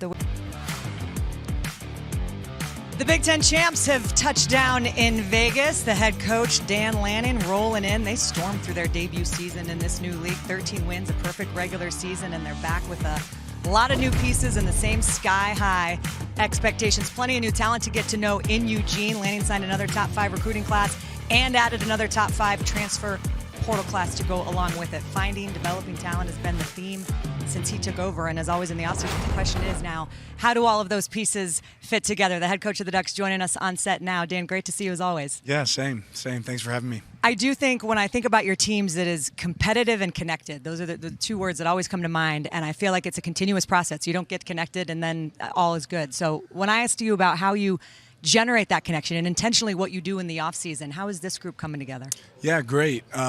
It is. It's a constant process. It doesn't just happen overnight. I think you hear a lot more now in our sports being really common for coaches to think about where their players at in their mental headspace. We create that time at Oregon. We create the time to go hike up Spencer's Butte, to go have a meal at my house, or just go swimming, whatever that might be, something away from football to create that connection. It's forming really well with this group. I remember you said last year on the set that you were fired up for the physicality of the Big Ten. Yeah. Now that you've been Yeah, a lot of through, people ask me about it. Now that you've been through, the season that you have, and you obviously win the league. What did you learn that you couldn't have learned on film? Well, I mean, it is. I don't know that you get to experience like some of the venues that we experienced and realize, the fan bases and the teams and the coaches. You don't know what that's like until you're actually in it. And, what's exciting is we still haven't seen them all, right? We get to go to Iowa this year. We get to go to Penn State. We get to Northwestern, Rutgers. There's some places that we get to visit that we're not familiar with. So there's still some things to figure out. To have that great success that you had last year, it all ultimately starts up front. Let's talk about what you have offensively on the offensive line and how they're coming together. Yeah, we got a great group. I feel like our offensive line has always been really focused on creating that brotherhood. That's something that's kind of always existed. Poncho's coming back for us. He's a guy that's got some veteran leadership there, and we've been able to add some pieces around him and seen some young guys kind of step up and create opportunities for themselves as well. Some guys that have experience like Dave Iuli, Kavika Rogers have played there, and then we were able to bring in some faces as well that'll be new, that'll create some opportunities. I know you enjoy reflecting on the season and projecting of how you're going to navigate the one moving forward. You referenced earlier the theme this year is double down. Yeah. How did you get to that? So I actually called Dabo this offseason, and when I was at Georgia, that was somebody I never really got to visit with. They're kind of arch nemesis, right? So never got the chance to really talk to him, but I always had a lot of respect for what he did kind of from across the way. So I thought I'd reach out and just pick his brain. And one of the things he said, he's like, well, do you like your process? I was like, yeah, I love it. And he said, well, we'll just double down. I said, all right, that's it. That's what we'll do. So, I'm just a big fan of what he's been able to do from across the way and have a lot of appreciation for it. So I thought we'd ride with it. You guys clearly have done a great job in the portal, particularly at the quarterback position in years past. Talk about the development of your young quarterback, because most likely will be under center. Yeah, we've got some great competition there. Luckily, both those guys have had the opportunity to have great mentors in front of them, right? Whether that's Austin, whether that's Dante Moore, whether it's Luke Moga. There's some guys in that room that all have unique talents, but they've had the chance to watch a Bo Nix operate. They've had the chance to watch a Dylan Gabriel operate. So that'll be the piece that's missing, but I'm not concerned about the talent or the decision-making that's in that room. We just got to get them experience. And, luckily Dante's had some experience in the past at UCLA that he's able to build off of. Both those guys have some some game experience for us from last season. So excited to see what they do. How does that change your process when you're trying to determine who that ultimate starter is going to be when you're going to a guy that doesn't have as much experience as the guys you've had in previous years? Yeah, I don't think the process changes. I think the communication elevates, though, right?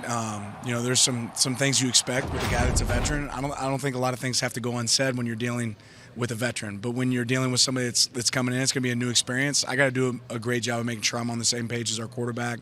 Our coach Stein, our offensive coordinator, does a great job of communicating that he's on the same page and letting those guys do what they do. Okay, so speaking of communication, Dante Moore did something neither one of his predecessors did. Amen. He wrote this children's book right here, folks. Pretty Take impressive. a good look. This is pretty impressive. Your kids are older now, but I'm sure you've taken a look at this thing. Yeah. And give us an insight into his personality to be able to go and draft a pseudo-autobiography in children's book style that's illustrated. To know Dante throughout his recruitment, this guy's always been different, right? Whether it's his passion for apple juice or whether it's his ability to write a book or just how he connects with people, he's a great guy. And I think this is an awesome illustration of that. Let me ask this question, Coach, and you may want to answer it or not, but it just seems that as much success as you guys have had, we don't hear a lot of buzz about your program this year. Yeah. Is that something that maybe you've talked with your players about, or you've overheard your players talking about? No, we don't really pay attention to the noise, and that's okay. We don't mind. At the end of the year, that's when it really matters, right? Yeah. I think about the three guys you brought here today who are terrific representatives unbelievable. of everything that you guys are about, and we could spend an entire segment on each one of them. But Kenyon Saiq, I feel like the world got to know him if they didn't before in the Big Ten championship game, and he scored those 2 touchdowns before anybody was even in their seats. What makes him truly elite, not just as a player, but as a human being? Well, I mean, just he's a great example. A lot of people have asked me about Dante and some other players, like why did they not leave when they weren't immediately the starter? This is a guy that's got the talent. He has the ability. He's grown and gotten better and better every single year, but he was able to help us win a ton of games last season. And his role could have been bigger at a lot of places. And despite that, he knew that, hey, I'm growing here, I'm getting better. He's improved in the C area as a blocker.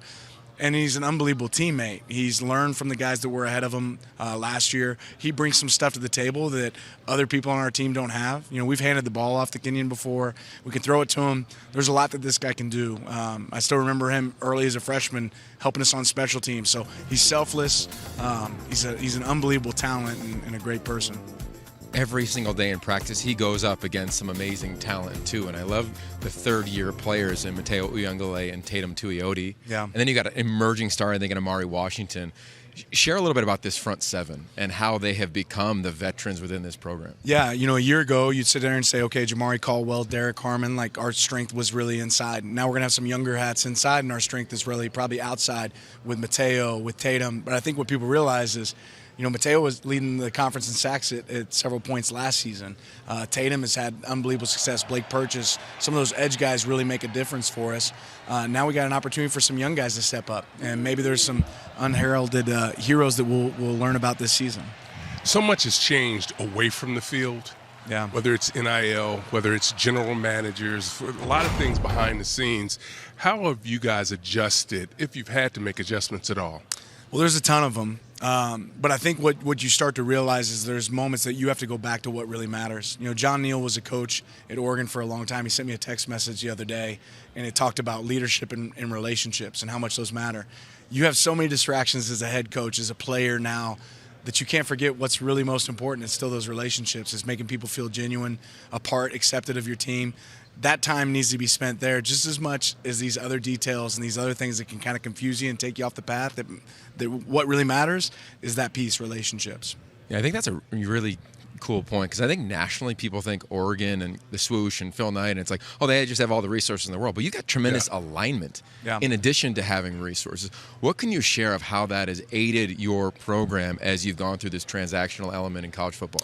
Well, the moment I got to Oregon, I talked about innovation. Like, this place has always been innovative, and you continue to see it, whether it's an investment in nutrition, whether it's the building of a new facility right now that we're working on, a new project, or just the alignment of our athletic director and our president to say, hey, this is a resource that the school needs, that the team needs to be effective, and then our players being great recipients of those of that commitment. And that's something we've experienced since the day we got here. It's like, all right, that was a great season. Let's grade ourselves and say, where can we improve? And then challenge ourselves to invest in those areas. I do think Rob Mullins is one of the best athletic directors that I've ever been around in my career. There's no question about it. I do want to ask you about, I know you had some pretty good rounds of golf, or at least you played at some pretty great courses. Yeah, but I don't think you're allowed to talk about it. Yeah, but Ryan Day or you? Who's a better golfer? Ryan can hit the ball, the drive. He drives it further. Mm-hmm. I may have beat him the last day, but neither one of us are good. So like nothing to write home to mom about. But like he could hit it. He could bomb a couple of them down the drive, down the fairway. What is it like though? I do think it's cool because there is a coaching fraternity. You guys are so fiercely competitive when you go against each other. But there is, I know, respect. There's only a few positions in the country that somebody really knows kind of what your world is like. Yeah, no, it's good to go and step in a place with somebody else and be able to share a conversation, realize they're dealing with the same things you deal with. Last thing for me, I know you are fiercely competitive. We talked about it a lot, but you also coach celebration. How do you do that? What does that look like? You know, there was a study a few years ago done on Steve Nash, and he led the league in the NBA in touches, right? And he had more touches, whether it's a high five, a fist bump, whatever that might look like, and it led to a lot of their, to me, that led to a lot of their success. They were a team that was operating at a really, really high level. So we show that to our players. For us, when you have success, it should look a certain way, right? You execute at a high level, and then you have to, hit the Men in Black flash stick and reset and start all over again. But we're going to celebrate great moments in our program. How important is that for the program and just the way people move and those celebrations happen? Football's fun, right? So it's supposed to be. Let's keep it fun. Let's keep it fun. There's a lot of reasons people could say it's not fun. Like, let's keep football fun. It is important. It sounds like one of your new faces loves like 5:30 a.m. fun and Dylan Thieneman. And it seems as though he elevated a really young or new group to Eugene. What have you seen from him now he's been there a handful of months? As I would argue, like one of the leaders in the back end. No doubt. Yeah, I think early on he came in, he just worked. And then I think guys around the room were kind of like, man, he's doing this again, or he's doing this extra. And then pretty soon they're like, wait, you were pretty good. How do I do what you're doing? And he's taken on a leadership role just by being active in who he is. And that's created a voice for him. And then our guys listen to that voice. So really excited to see what Dylan does for us this year. Again, you talk about the voices in the locker room, and we should mention the third guy that you brought here today, Bryce Boettcher. One of the most unique stories in all of college football. It comes back. I mean, he could be playing in the MLB right now. I still have that vision of him walking around with a baseball bat. Intimidating. He is intimidating, and yet one of the kindest human beings when you talk to him. What is having him in the locker room? What does he uniquely bring? He's a heartbeat. He's a heartbeat of our defense. When you say the word toughness, you immediately think of Bryce. Like he's about it. He works so hard, and then to see a guy that nothing was handed to him. I didn't hand him anything. He came and took it. We went and got every opportunity. Has a lot of respect from his teammates because of the way that he works every single day, and the results showed up on the field. I got one last quick one because I know the fans of the Ducks are going to wonder, is the series coming back? And if so, the content series where you're going on the road, you got a whiteout against Penn State. Like, you have an idea what the theme might be in advance of Happy Valley? We're working on it. Okay, fair. Always, every week there's a competitive edge that you seem to find. Dan Lanning, great visiting with you. Thanks so much for the time. We appreciate it. Always good. Thank you, guys. And very good, humble answer about who the better golfer was. Yeah.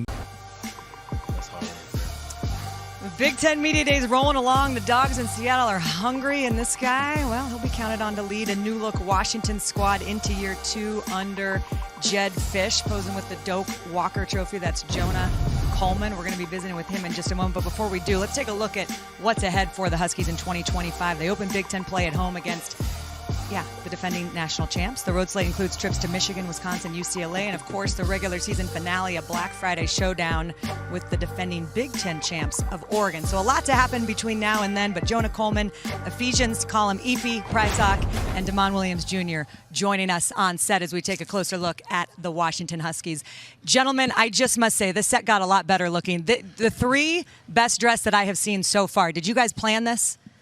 A little bit. A little bit. You can be honest. Yeah, a little bit. A little bit? Just helping each other. Did you go shopping together is the question? Nah. I would say, like, he would call me, like, hey, what you think about this, Jonah? Or, like, should I wear this? Should I wear this? I'd be like, yeah, you good. Or, like, nah, I don't wear that. So it was kind of like we all communicated. The chemistry and the communication is already clearly in full effect here in the offseason. Well, you guys look great. I was wondering how you were going to follow up last year because you were the best dressed in all of Big Ten Media Days last year, so it's good to see you back here. It's true. It's true. Yeah, we officially crowned you that last year. Thank you. Appreciate that. Gentlemen, how's the Vegas experience been for you so far? It's been good. Walking the strip, it's been nice. Any good meals? Lolos. Lolos, okay. For sure. All right. I know there's a lot of good restaurants in Seattle, too, so we'll get to some more fun stuff at the end. But let's talk some football. And Damon, I know that Washington Husky fans are thrilled to see what you are going to be able to do as you officially take over this offense. We got a glimpse of it last season, certainly in the bowl game. Does it feel different in the spring and this offseason knowing that it's your team? Yeah, no doubt. I feel like there's just a lot less question marks, being able to lead better and be able to take full accountability in things. It means a lot more for the team. What is it like when you got a guy like Jonah Coleman in the backfield? It's great. It takes a lot of pressure off the quarterback. Puts a lot of pressure on the defense, so that's great.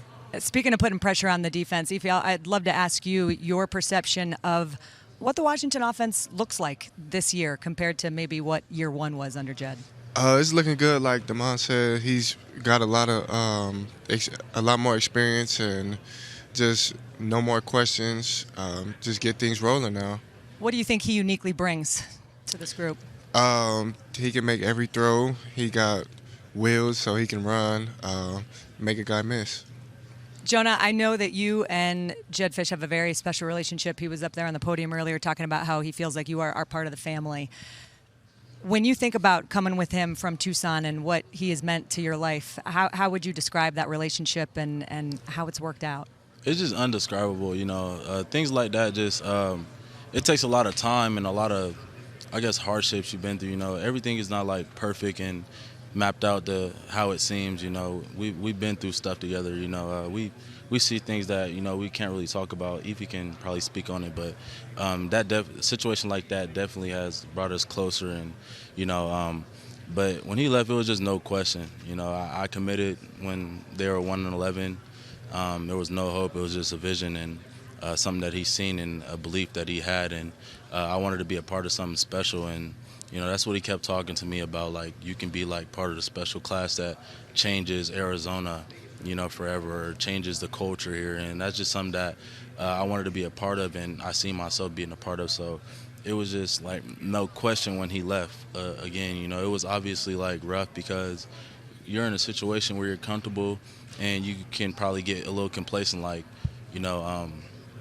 living in your house. I just moved into a new house, so it was like, okay, like, I feel like I'm good. New house, we're going into a new year, like, I'm ready to go. And it just happened. And I mean, it's just life, you got to make decisions quick. You got to make some shake. So it was just like, I'm going with Coach Fisch, I'm going with Coach Graham, and he brought the staff there as well, strength staff, and he brought the family with him, and that's what it's about, is family. Family don't just let family hang. And like I said, I committed to him with 1-11, and why not commit to him when it's a better situation and better opportunity? And him explaining the reason and everything, I already knew the reason why kind of everything happened. So it was, like I said, it was no question that I wasn't, like, not going. But like I said, those hardships and everything that we've been through has only brought us closer, and just and that's what it's been. It does feel like when you go through hard things, that is when you come out hopefully better and closer, and that's kind of part of growth in life.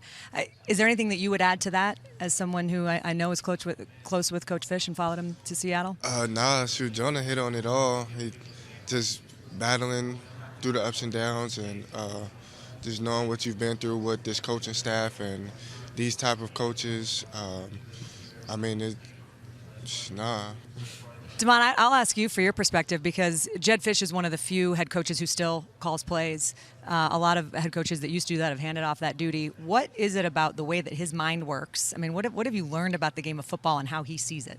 Yeah, it's super unique. I say not a lot of people see the game like he does, especially his ability to just, like, scheme people up and having that as a head coach is super important, especially as a quarterback. Is being able to ask him about certain things and he'll know the answer to him right away.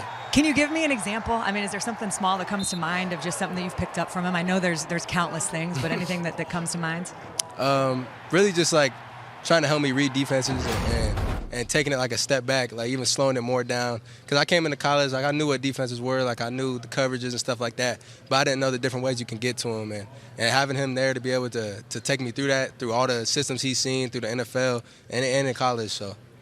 You're a true dual threat guy, so I'm curious, what is more gratifying, when you break off a big run or when you complete like the perfect dime? Definitely the perfect pass. Mm-hmm. Yeah. That's. I'm sure they both feel good, but I know Husky fans love all of them.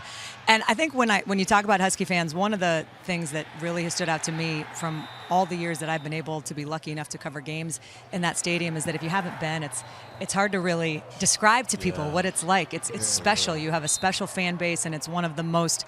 I mean, it is the greatest setting for a reason. What is it like to be able to play in front of that fan base in that facility?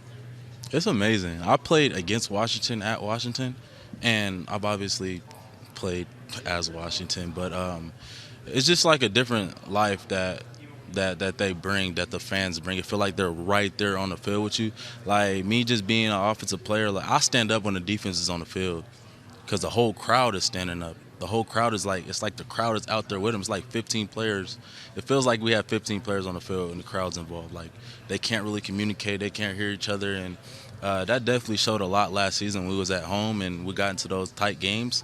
The fans definitely like played a big impact and role in why like some of the situations may occur like how they did. So just being able to have them there with us and the way they support us and the way they just ride with us is just something that all you can ask for at a college. I will say, Jonah, I love watching you play. I love the way that you run. You run so hard. It's like a bowling ball going down a mountain. Like I feel like the way that you run is impressive. The stats that you've racked up are amazing. But the one that jumps off the page to me is that you've never fumbled in 451 career touches. Is that correct? Yes. I mean, that is unbelievable. Damon was just like, what? It is crazy. It is crazy. And so what, I mean, ball security is the thing. You can't score touchdowns if you don't have the ball. How?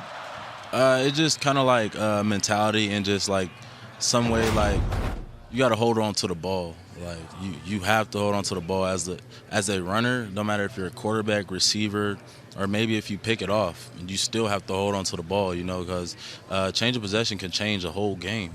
That one play can change a whole game, like losing the ball. You don't know what critical moment you may be in, and losing the ball is just a non-negotiable as a running back. And that's just something that my dad embraced me at a young age. I was 6 years old. He's teaching me how to switch the ball, going through, like, don't switch it through traffic. If you're running on the sideline on the left side, make sure you have the ball in your left hand. Switch it over. Just little things like that my dad taught me at a young age was definitely, that helps, I don't remember the last time I fumbled, honestly. I mean, the stats would confirm that to be true. And you talk about your dad. I know you've said how important football has been for both of you. I think there are so many people who help you guys get to where you are. You could never do it on your own. So for each of you, who's someone that when you look back to where you are standing right now, who jumps out as somebody who really helped you get here, Evie? I'd say my father and all my whole family, really. My oldest brother, he battled through cancer when I was younger. He fought through that. Gladly, he's still here and alive, doing well, has his clothing brand. You see it's right here, Playmaker. So I rep that every time I wear my team. Anytime I wear his shirts, I represent him, his brand. And then my last name, Prysock, always represent that. So. And you have a sister? Yeah, twin sister. And her name? Success. I mean, as far as the name categories, you guys are like on the all-name team. I love that. What's she like? She's great, man. She kind of, growing up, she was like the opposite of me. I was always the quiet one. But now I kind of feel like we kind of flip. Like, she's the quiet one. I'm kind of like more outgoing a little bit, different things like that. Who's that person for you, Mom, when you think about all the people that have helped you get here? Yeah, I would say my dad and my mom. My mom really like the mentally side of things, trying to, understand my emotions, trying to keep everything in check. And my dad just like all football stuff. He played in college, so he kind of knew the way how to get there. He went through a different path, but, he helped me go through it all, like through high school, through the recruiting process, everything like that. And my quarterback coach, Mike Giovando in Arizona, I've been training with him since I was in like the 4th grade. So, he's believed in me and been able to coach me throughout everything. It takes a village, there is no question. And last thing before we let you guys move on with your day, we're about to visit with Jedd Fisch. I'm curious, if he wasn't coaching football, what do you think he would be doing? Playing tennis. Playing tennis. Playing tennis. Yeah? Yeah. He's a Damon, or you golf. got anything else? He's Or golf. Or pickleball. Yeah. A professional pickleball player? I would say pickleball. Okay, Pickleball we're or going to go with tennis. that. You got to see it serve. I have seen it, and it is. He's a country club legend. I will say. He's really good at tennis. There's no doubt about it. You guys are awesome. You look fantastic. Best of luck this season, and we're looking forward to watching you. Thank you so much for having us. The head coach, Jedd Fisch, back for year 2 in Seattle. His guys on set just told us if he wasn't a football coach, he'd be a professional pickleball player, which I would like to see.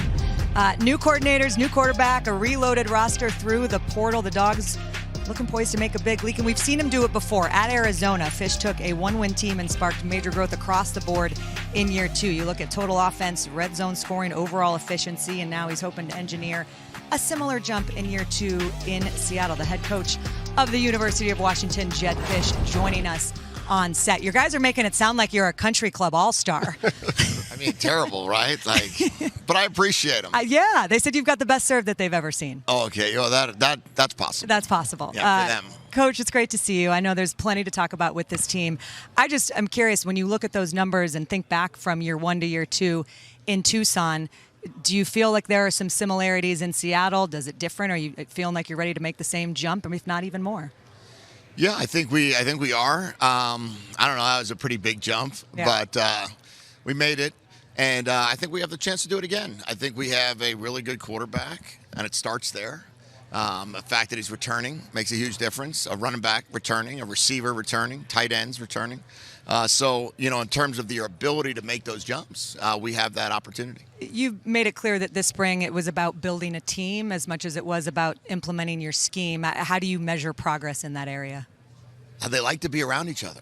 I think that's the number one thing. Tonight they're having a sleepover party at the stadium. And I told the team in the team meeting, we got 1 day left. What do you guys want to do? And one culture building left, and they said, we want to all sleep over at the stadium and watch a movie on the Jumbotron, do a team run at midnight. And I'm like, all right. They sleeping outside? Yeah, tents. Slumber party, we got tents okay. and sleeping bags. And so I feel like that tells you the team's in a good spot. Who picks the movie? That was a big deal when Coach Harbaugh would put the movie on. Who gets to pick the movie? I did not do it. I do not pick it. Okay. Unlike Coach Harbaugh, who picked it. Yes. And there were some doozies, right? There were some good ones too, but some doozies. No, the leadership council picked it. I think it's a John Wick or something like that. Classic. Coach, fair to say that being a head coach nowadays is harder and busier than any other time. How do you find time to do the game plan and call the plays? I just don't want to give that I know up, you don't. Coach. Why? I know. I said earlier. But it's the toughest job in college football is calling the game. I know. I just said, I didn't get into this profession and be like, man, I really want to be a culture builder. Or like, man, I just really want to look at a spreadsheet and figure out how much NIL money people are going to get. So I've just said, I did this because I love the game planning. I love calling it. I still install it. I still script it. I type every script still. But on the same token, we try to spend time with team building and being a good leader and being able to be the CEO. But it's just right now, I just enjoy too much the football part. Are you pulled out of the staff meeting more now than ever before? Yeah, the offensive staff. Unfortunately for the offensive coaches, there's a lot of timeouts. Right. I know. We have to take some breaks. But the good part is, I think everybody respects and understands. Like at the nighttime, we really do. We try to post practice. I really don't have much interruption, and we're able to do a lot. We were at a wedding together last year and, welcomed you to the Big Ten. I'm asking you about Will Rogers, and you kind of stopped me and whispered. You said, but, hey, we got this freshman. It was Damon Williams at the time. That's going to be really, really special. What's his ceiling here this year as a sophomore, and kind of how does he get there? Well, I hope his ceiling just, keeps moving up. I don't want him to have a ceiling. He just turned 19 in March, the end of March. He's got a chance to really do so many good things on the field because he has, feet to get out of trouble. He has arm strength. He has the ability to see the field. He can talk the game. I think that we have a great opportunity for him to do a lot of cool things with his feet and arm. And now it's a matter of going from being a freshman that was a backup to a freshman that played the second half of a couple games to a freshman that started to now the guy. And that's a big transition. What made Ryan Walters the right pick for defensive coordinator? I did a lot of looking around on what's making teams successful. And I found that the 4 teams that played in the playoffs this year all had a former head coach on their staff. Sark had Kyle Flood, Ryan had Chip Kelly, Al Golden was on Marcus Freeman's staff, Tom Allen was on James Franklin's staff. And I said, I got to do that. I don't have that. I feel like they've lived it. They've done it. They understand some of the things that we understand that maybe others don't. And his football, the last time he was a coordinator, there was no one better in the country than Illinois' defense. And they put guys in the league, and they were able to get draft picks. So he filled the X's and O's, part of the bucket. But the part that mattered to me the most was someone that sat in the chair and that can talk a little bit about some of our problems. Right. It was a unique defense. He's got a unique defensive philosophy with the 5-man front, or is it a 3-4, press man on the outside, getting to go against his defensive philosophy in spring. What stood out to you? Yeah, I asked him that too. I said, is this like a 3-4 or a 5? I'm confused. Like, are they outside linebackers? Are they? And he goes, yeah, that's the point, right? Like, it's a good question when I have to ask it as well. He does a really good job of mixing the 5-down fronts and the 4-down fronts. We're spending a lot of time together as a full staff, just talking about some of the positives and negatives when, we put certain personnel groups on the field. But I think with the 2 corners that we have now, with Dacario Davis and Ephesians Prysock, 2 6'4" corners, it enables you to play a lot of single high defense, which you really have to be good at if you're going to play that type of front. Speak to your progress on the offensive line. Well, it's completely revamped. I think we're in a really good spot there, much better than I could have ever imagined us in 1 year. Our starting guard from last year is our center, and he's really good and a great leader. Our starting right tackle returns. Our left tackle came from Kansas State. And then we've got great competition at the guard position, which we've got 2 freshmen that are outstanding. And then we've got a returning starter from Oklahoma that's going to help us a lot. Coach, you also – oh, sorry, go ahead. Yeah, they got a great backfield to block for, and, that's Big Ten football, good running backs. Jonah Coleman, I love watching him on tape. I know you're a 4.0 student, but then Adam Muhammad is going to take some carries too. Can you speak to how good can that group be, maybe the best in the conference? Well, we have Adam Muhammad, Jordan Washington, and Jonah Coleman in the backfield, but I also say and Damon Williams. And it's very different when you have a quarterback playing under center that doesn't threaten the defense and a quarterback that can play and threaten the defense every time he pulls the ball. So I believe that the run game should really take a big jump this year. Jonah had 1,000 yards behind an offensive line that struggled often. I think that where we are this coming year with those 3 backs and Damon, what we can do is we can really make some hay out there. But now we're also in the Big Ten, and the defense is a lot different too. So the big boys up front, you got to be able to block and move them. I do want to ask you even more about Jonah Coleman because I loved what you said up there, that he feels like he's become almost part of your family. He's been with you for 4 years. He's got a 3.9. He is special in many unique ways. As a coach who's been able to have a guy, you sold a vision, he believed in it. You had only won 1 game at Arizona when he signed up to play for you. What has it been like being on this journey with him? Yeah, he is a part of our family. I always say that senior day would be a tough day for my wife, when she has to give these boys, the final hug at a home game when you had them for 4 years. We have a lot of players that came with us that we had in 22, 23, 24, 25. Jonah being obviously one that we all recognize and know. And Jonah has just committed so much to our family. Our family just believes so much in him.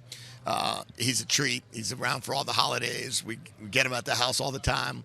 And what makes him special is just the type of person that he is. Speaking of family, biggest change for you and your family in year 2 at Washington? We're settled down. Yeah. My family didn't move till June. Wow. So, it was so different. We sold our house. They picked up. They moved in June. Then everyone's kind of on vacation in the summer, and now they got to start school. The whole off season was very tumultuous a year ago, where you're trying to fly home to see your kids, or they're going to fly up. And we have a whole staff that's now stable here, and that made such a big difference in our off season. Are you in double-digit moves yet? Have you hit 10 or more? Coach. It's a lot more than that. Coach, it's 14. 14, okay. It's 14. There's a couple of them that were same job moves, I also do want to say, because Jake was mentioning that you guys were at a wedding together. You got, for maybe those unfamiliar, you guys, was it how many years together at Michigan? Two. What was it like? I know Jake Butt as a friend and a colleague, but what was it like to have Jake Butt on your roster? Great. Anything you could ever ask for. One of the best tight ends, best tight end in the country. The best part was there was never a time that Jake couldn't get open. I look at film all the time still, and I'm like, it's not really a good route. But he's wide open, so I guess it is, right? What Jake understood and Jake learned is he understood the number one rule of being a receiving tight end is get open. And then the other part of it that Jake gave us was unbelievable leadership. He loved Michigan. He loved playing for Coach Harbaugh, and you felt it, and it helped all of us being with him those 2 years. So it wasn't true he was a discipline problem? I could confidently say no. We're still friends today, even though I was always in your ear saying, throw the ball to the tight end, Coach. 10 times a game we need to call Y fork. So we did call it a lot. We did. We did. We got to the butter. ball. Yes. We got to the ball. I mean, tell you one of the biggest plays that people don't even remember is when we beat Indiana in double overtime. We hit you on the branch nod for a huge play that got us down to the one. Even Jimmy D, I want to just real quick, a shout out to Jimmy D. I mean, he was with us in Ann Arbor. He's been with you for really a decade now. Yeah. I mean, he plays a big factor in your game planning. No doubt. Jimmy Doherty was, he came to Michigan in 16 with us. Then he came to UCLA with me in 17, and then Arizona, and now here. And he's been our quarterback coach the last 5 years. And he does a tremendous job with the guys. I rely on him a lot. With both game planning, recruiting, give me a second set of eyes upstairs in the box. There's been times he's like, do I still am on the box? Yeah, you're still in the box. I need somebody up there that I trust wholeheartedly as we're calling this game. Of all the changes, which change do you like the best for the game? Of the game? For the game. I like the change that we're getting closer to an NFL timing. I like the 2-minute warning. I like the first down. Interesting. Don't stop. That we don't have to stop every time it's a first down. I like the fact that we're getting a little bit closer to all Sunday offensive ball. stuff. Gotta be. It's all offensive stuff. Coach, well, one quick one for me, and then we'll let you go. But you talk about the relationships. It's clear that this is a game and an industry built on relationships, and you have so many from all your different stops. Has your old boss and good friend Bill Belichick called you for any advice as he steps into the college space? Yeah, we talk often. And we talked very recently this summer, and went through a lot of different things that have come up and different, what do you hear? What did you hear about certain things, with the NIL space or with the portal space, or then talked a little bit about, strength and conditioning and just the different parts of the game that's different and the off-season training that's so unique. So it's been fun, and obviously I root extremely hard for him and Steve and that whole staff. All right. Jedd Fisch, thank you so much for joining us. We appreciate all your time and perspective and look forward to August 30th, Colorado State on the Big Ten Network. Thanks, Coach. Thanks. What a debut season it was for the Oregon Ducks and some of their finest here in Vegas. Matayo Uiagalelei, they call him Young Concrete. He's got some hands, you can see. Ready to anchor the edge. Back in the hunt for a second straight Big Ten title. They opened the season against Montana State, a team that won 15 games last year. Huge Week 2 matchup against Oklahoma State. And to close out September, the rematch of the Big Ten Championship. A road trip to Happy Valley will be a game with massive implications. Bryce, Boettcher, Kenyon, Saiq, and Matayo Uiagalelei joining us on set as we get to talk a little bit more with the Big Ten champs. Guys, it is great to see you. As always, I will say one of my favorite things on set here is watching you guys watch the highlights from last year as we come into the break. A lot of smiles because a lot of good memories from last season, Bryce. Oh, yeah. Lots of great memories for sure. How do you guys look back on last season? Because you run the table your first year in the Big Ten, and then, of course, what happened in the Rose Bowl no one was expecting. So, Matayo, for you, as you look at a whole of what last year, what do you make of what you guys were able to do? Yeah, I mean, obviously, it didn't end as how we planned, but you can't really take away from what we did during the regular season. But just looking for growth and to build on what we had and learn from our mistakes. Kenyon, I think a lot of people who maybe didn't know your name, that should have known your name, got to know you early on in the Big Ten championship. You had those 2 quick touchdowns before everyone could even sit in their seat. What was that game like for you? Because you're somebody who's come in and has waited your turn to be the guy, and now you are. Right, yeah. It was a big reward. It was awesome to be able to perform to that level in such a high moment.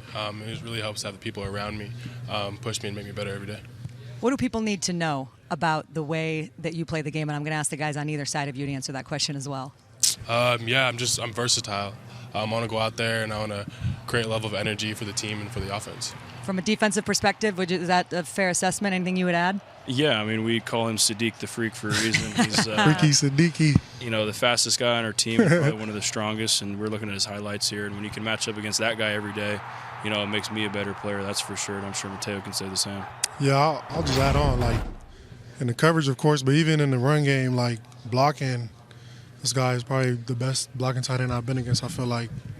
And that speaks to just the player he is. And you've been against a lot of great ones. So Saiq the Freak, Young Concrete. I mean, there's some really good nicknames on this team. Who's got the best nickname in the locker room? Best nickname? Or maybe the most fitting? Both Cheeto? of you guys is... Cheeto. Cheeto? Yeah, Austin Mims. Cheeto. Austin Mims, Cheeto. Or LeBron. You call LeBron, too. You call him Cheeto. Okay. LeBron, Cheeto. There's a lot of... I'm sure there's many stories that we could and could not tell on this set about some of the nicknames. We'll leave that one. I think, Bryce, about your journey, one of the greatest stories that we get to cover in college football. Local kid from Eugene, former walk-on. You become the leader of the defense. You could have gone and played baseball at a very high level, 2-sport guy.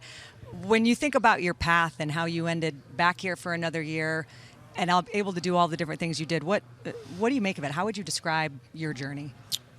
Obviously it's pretty surreal, and I have a lot of people to thank for the journey that have helped me, accomplish what I've accomplished. God has been in my corner along the way as well. I'm not going to discredit my hard work. I've definitely worked my ass off to achieve what I have. I'm just blessed to be playing for the Ducks one more season. I love my hometown. I love my teammates, and I love the Ducks. So here we are. What is something that football teaches you that baseball never could, and vice versa? Because I feel like you take different things from both sports that make you better at the other one. Yeah, I'd say baseball is all about patience. There's some days where you prepare and you go 0 for 4, and there's days where you prepare and you'll go 4 for 4. And you try to figure out why, but you don't really understand it. So you got to have a lot of faith and a lot of patience. Whereas football, that definitely applies. You have to have faith and patience, but you also have to be the aggressor. Like if you sit back for too long, you're going to get ran over and you're not going to be a good football player. So they definitely go hand in hand. They're very different games at the same time. But I love them both for different reasons. Timing does seem to be everything in the game of football, and knowing when to be aggressive and when to maybe be a little bit more patient. Yeah. Matayo, I think you're known for your patience off the field. You like to go thrift shopping. Is that true? Is that correct? Yeah? Can you tell us about your jacket? Because Dan Lanning made a comment about it up on the podium. I know. I didn't think I was going to get that many compliments. But I ordered a suit for this, and the pants never came in time. So I just brought every jacket I had and every pair of pants I had in the hotel and just try every combination. And I thrifted this a while ago. It was like $5 or $10. I don't remember. You make it look good. Yeah. I love that. I love that. What is the key to being a good thrift shopper? Patience. Patience. Like you said, you're going to go in there one day and find nothing, and then you go in the next day, and you're going to find some heat. I think patience as well when you think about the fact that you are just an elite pass rusher and you get into the mind of a quarterback. And I do think that the art of the pass rush, it's not just about the physical tools. There is a whole mental thing. And I imagine that when a quarterback is thinking about you. Mm-hmm. Yeah, I would just say definitely even if you don't get a sack or even a QB hit, if you're in his face after every play, that definitely affects him in some degree. Every quarterback's different. Some quarterbacks, might be better than others at dealing with that. But just because you don't get a sack doesn't mean you're not affecting the quarterback. And it definitely is a mind game. You definitely, every play, being relentless in his face, whatever, it's definitely going to take a toll. on the quarterback. I remember Kayvon Thibodeau telling me a few years ago that there is nothing better than when he knows that a quarterback is thinking about him. He said that's when you know you've got him, because you can tell that they're looking over at you when maybe you're not even coming at him. I think about all the different ways that you have been described, Kenyon, and all the different things that you can do. You talk about the versatility. One of the most important things is going to be your chemistry with whoever the quarterback is. A lot of people assume it's going to be Dante Moore. I'm just curious as to how you develop that chemistry, what you've seen from him and Austin and this group that's competing. Right. Both Dante and Austin have done a phenomenal job this offseason building chemistry with the guys on the field and off the field. It's been an emphasis for both of them. So seeing them blossom into that quarterback one role has been awesome to see. They're both very personable people, and we just want to get the best out of everyone around them. They're both very capable on the field. It's just about getting to know them off the field. In addition to reps, what is the key to building that chemistry? Because I'm sure reps is obviously one of the main things, but what else goes into it? Yeah, it's been nice. I've been fortunate to play with Dante last year and then Austin these past 2 years, so there is some chemistry there. But it's really just getting to know the guy. So when you know someone, across from you, you tend to play a little bit better and play for them. One of the things that stands out to me when I get a chance to actually get to know you guys beyond football is all the things that you're involved with away from the game. And you were part of a Courts for Kids service trip to Kenya this summer, from what I understand. Tell me how that came together and exactly what was it? Yeah, it was actually Bryce did one previously too as well. But it's just it's life-changing. It really is. Going away to a different country like Africa, for instance, and just seeing the different environment, the different economical impacts that go into it, and just meeting the people there. Like I said, it's truly life-changing. It's hard to put into words without you guys really experiencing it. We're there for 10 days, and it changed my perspective on life. And that's the thing. I think we throw that word perspective around a lot, but I think until you go and put yourself in one of those situations, can you even begin to appreciate all the things that you can 100%. Take for granted? And where did you go? I went to Guatemala. Yep. And what was the trip oriented around? Same thing. We built a basketball court for a village of kids out there, and it honestly messed up my perspective of capitalism in the U.S. a little bit. I'm grateful for what we have, but I saw a group of people that had absolutely nothing and were happier than a lot of people I knew back home. Yep. So it kind of just affects what you realize actually matters in your life. And if no one's done it before, I recommend you go on a service trip to a country that's less fortunate, because it'll change your life. I think that is so well said. And again, unless you've done it, it's hard to understand just how different everybody else's experience is outside of where we live. When I think about Dan Lanning, I think about the relationships that he's able to build. And from the outside, it's clear that he puts intention into creating those relationships in the culture. From the inside, all the best locker rooms are player-led. So what does it look like? What does he do that's unique to Dan Lanning and the ability that he has to get some glue together, Matayo? I definitely say we do a lot of just team bonding type activities. At first it's going to be, Coach Lanning putting it together. But then it kind of just turns into players just saying they might send a message in the group chat hey, let's do our own and just all the players getting together on our own, kind of player-led, like you said. Anything you would add to that? Because I think he is one of the more unique coaches in the country. Yeah, I'd say we had a leadership retreat earlier this year. We went paintballing, sat down, talked about what it means to be a leader, skills that you need to have, and kind of just reflecting on who you are as a person, what you need to improve as a leader. And we do events charity events. We built beds for homeless and kids the other week, and just doing leadership activities and team bonding activities that I don't know if other schools do them. I have no idea, but it seems like it's pretty cool. That's what we do. So.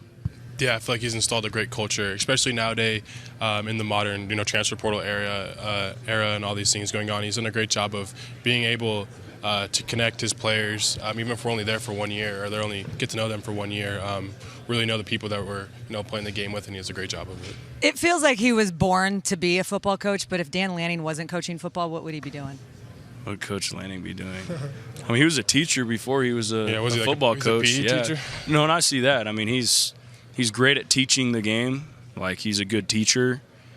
But like I said, he also has an intensity about him. So I think a PE I could see teacher. him on Wall Street. Wall Street? Wall Street. Like a CEO. But like a broker or something? Yeah. We need to get all he the can money. command a room. Yeah, definitely someone calling the shots. There's a lot of different things. Whether it's a PE teacher or a CEO on Wall Street, there's a lot of range for Dan Lanning. The thing that you're most looking forward to this season is what? Oh, man. I'd say just putting the pads on again. It's been a while before I played football and like hit someone. Usually it's a quick turnaround from baseball, but I'm looking forward to just hitting this guy in a couple of weeks, not going to lie. I mean, yeah, same thing goes for me. Going into fall camp, going in here, I'm just excited to get out there. New team, new offense, a lot of new faces. So go out there and build some chemistry. Yeah, I'd say we have like a lot of young guys, a lot of new guys. And I know like we're a very talented team. I'm just excited to see everybody like let's put everything together and mesh as like one team. That's probably what I'm most excited for.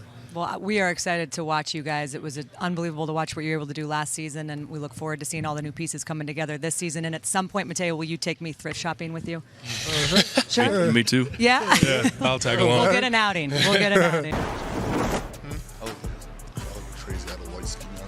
Good look back at Minnesota. What a good year the Gophers had, winning 8 games, including capturing a bowl game. They get started on a Thursday night against Buffalo, an FS1 game. We've got them against Northwestern State the following week, and then a really interesting non-conference game on the road against Cal before a bye week, and then opening Big Ten play at home against the Rutgers Scarlet Knights. Thrilled to have 3 of the Gophers here with us. Anthony Smith, Darius Taylor, Coy Perich. Welcome, guys.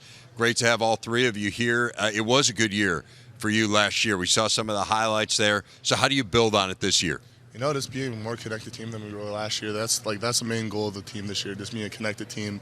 Obviously, you lost a few pieces last year, but, just building off of the guys that last year, what their leadership skills were, what you do and don't like, and just building off of that. How do you get more connected? What's the key to connectivity? Just being around people that you just don't know. You just having a conversation with a person in the locker room that you don't know, whether that's an offensive tackle or even a newcomer. Just find what they like and don't like.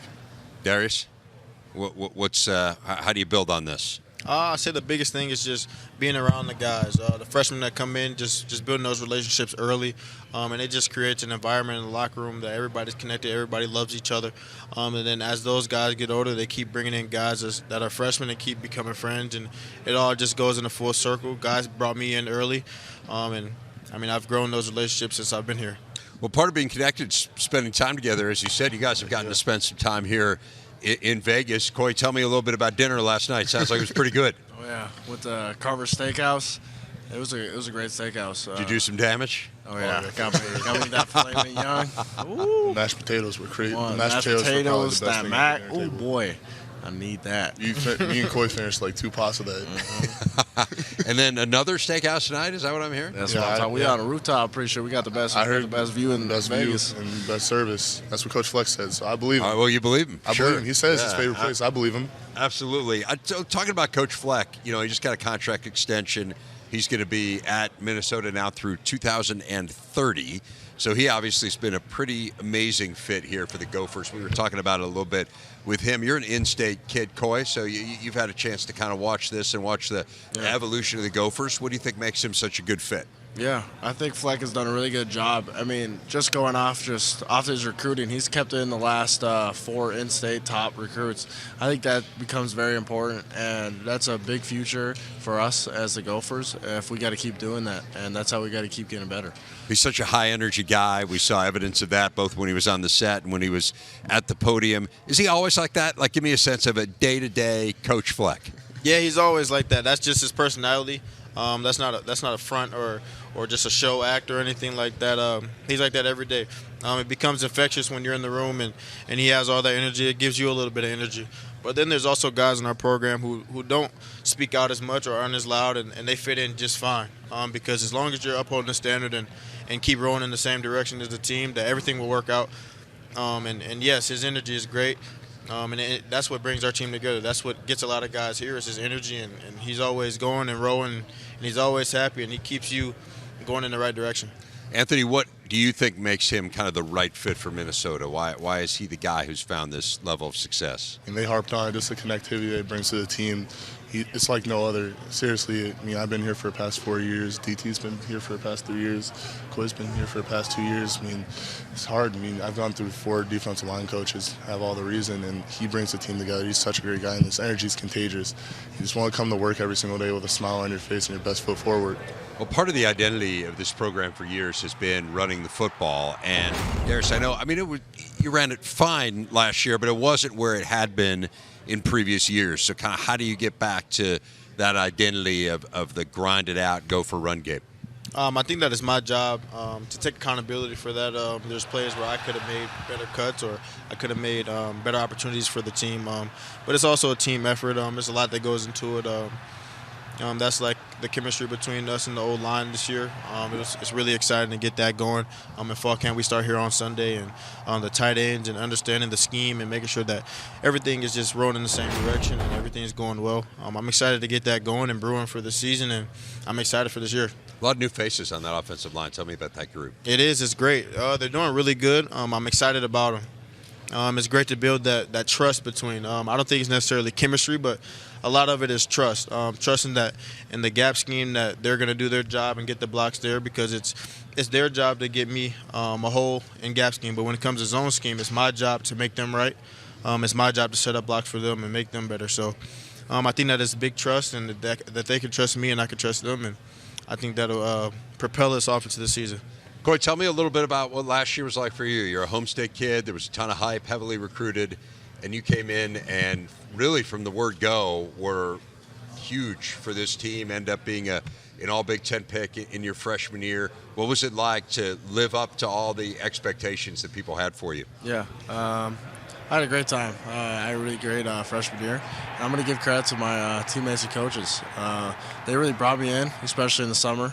Obviously, I came in June, so I didn't really have that off-season work, as you would say. But they really I came in with open arms, and they really embraced me, and they made it really easy for me. And then when opportunities came, I took full advantage of it. So Coach Fleck's talked about using you on offense, not just as a gadget. I mean, he's saying, hey, if you're going to play offense, you're going to be in on a number of plays, and you're going to, not just be wildcat quarterback and come in as a change of pace. So tell us about how does that work, playing offense, playing defense, playing special teams as well. How do you balance all that? Yeah, you got to put in work each and every day. I think the teammates pushing me harder and harder each and every day. That comes, and that's a very important part of it. Whatever my coaches ask me to do, I'm willing to do it, if that's offense, defense, special teams. And each and every down, I'm really giving my best effort.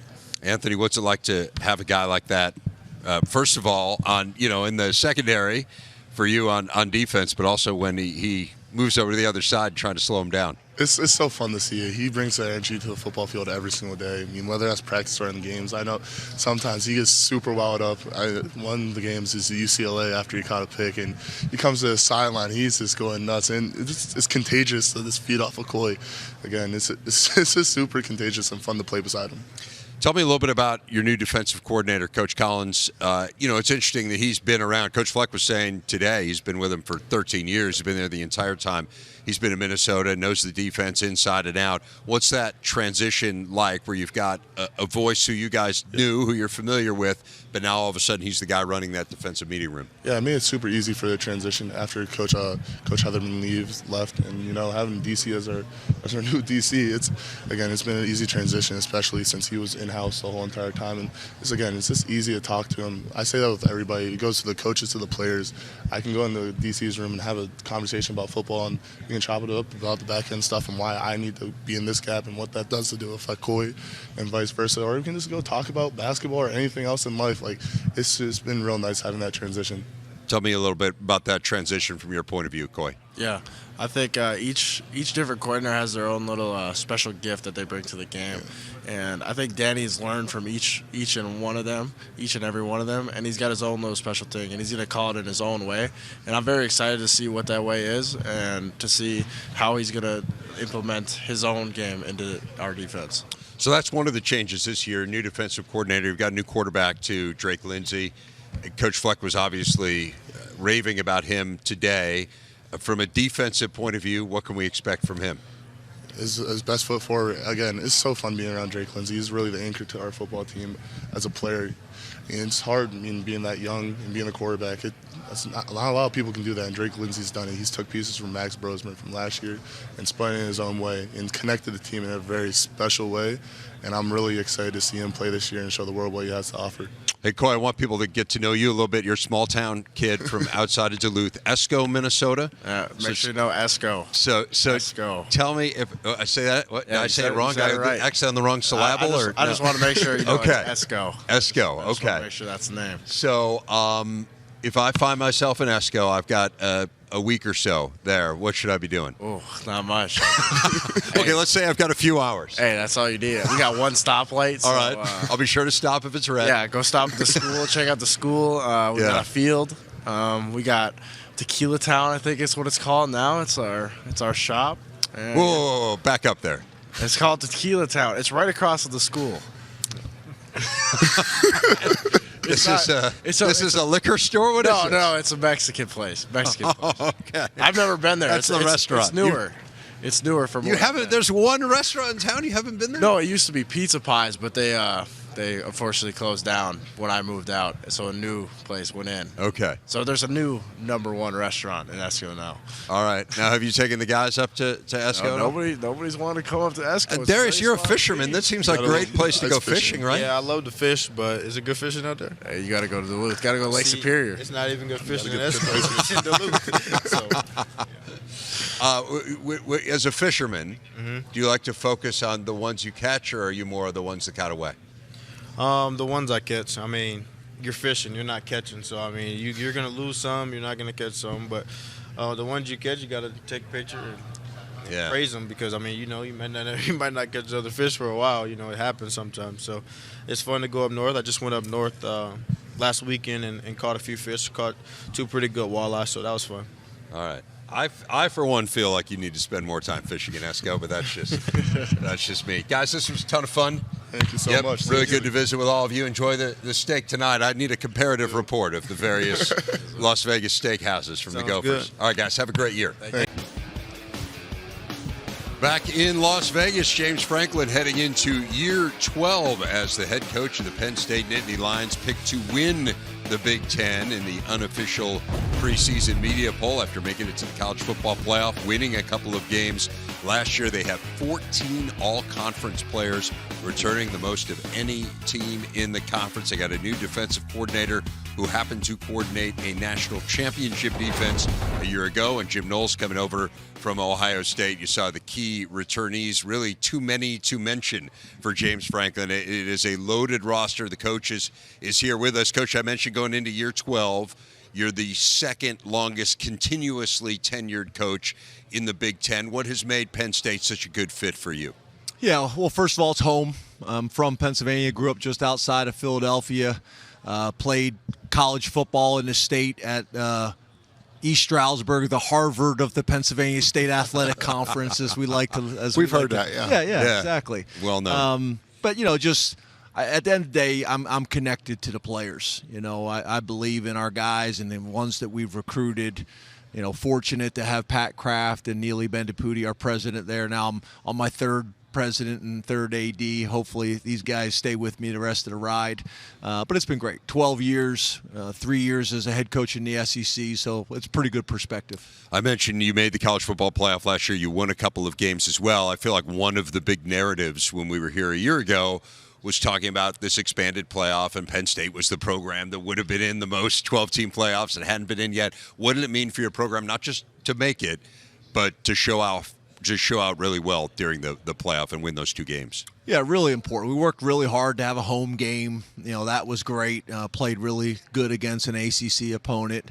Then went on the road and had to, play Boise, which you could make the argument, was on their side of the country and a home game for them in some ways, and played really well. So that experience is important. If you look at a lot of these teams that make the playoff and have some success and come up a little bit short, and they're able to capitalize on it the following year. We got a ton of guys in our locker room and coaches that have had the experience now.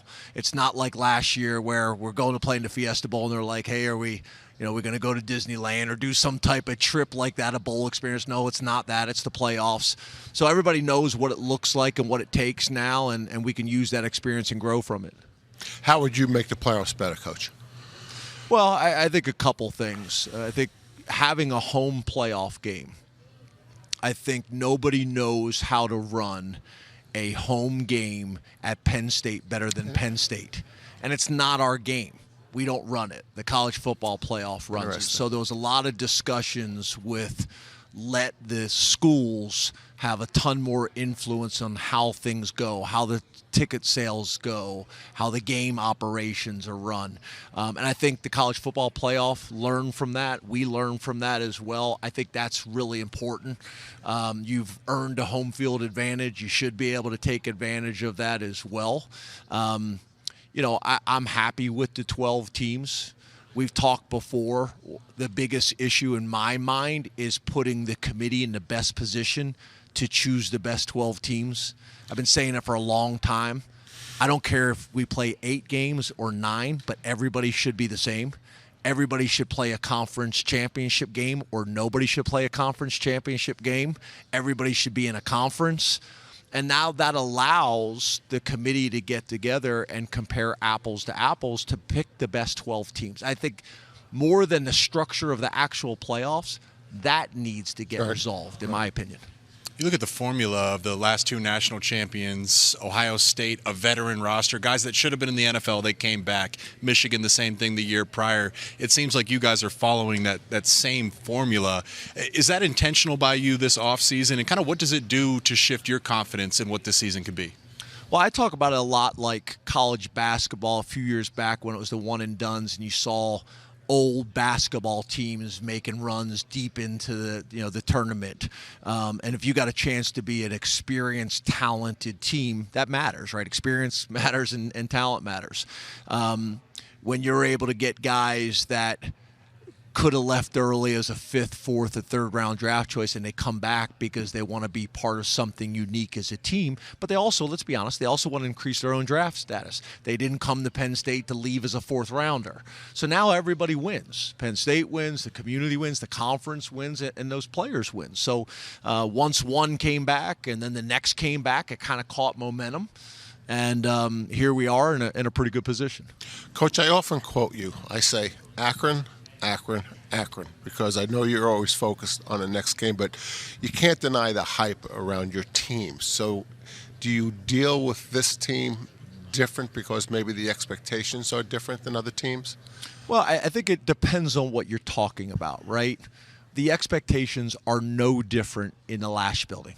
That's our football building at Penn State. Right. The expectations in Happy Valley are no different.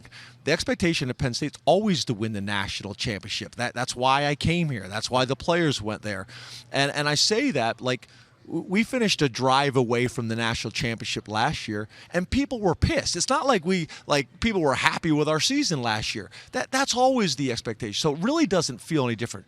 Are there more conversations that are going on at a national level about Penn State? Yes, and we appreciate that and we embrace that, and it's a sign of respect. People see all the hard work that a ton of people have put in, but let's also be honest, Coach, and you know this better than anybody.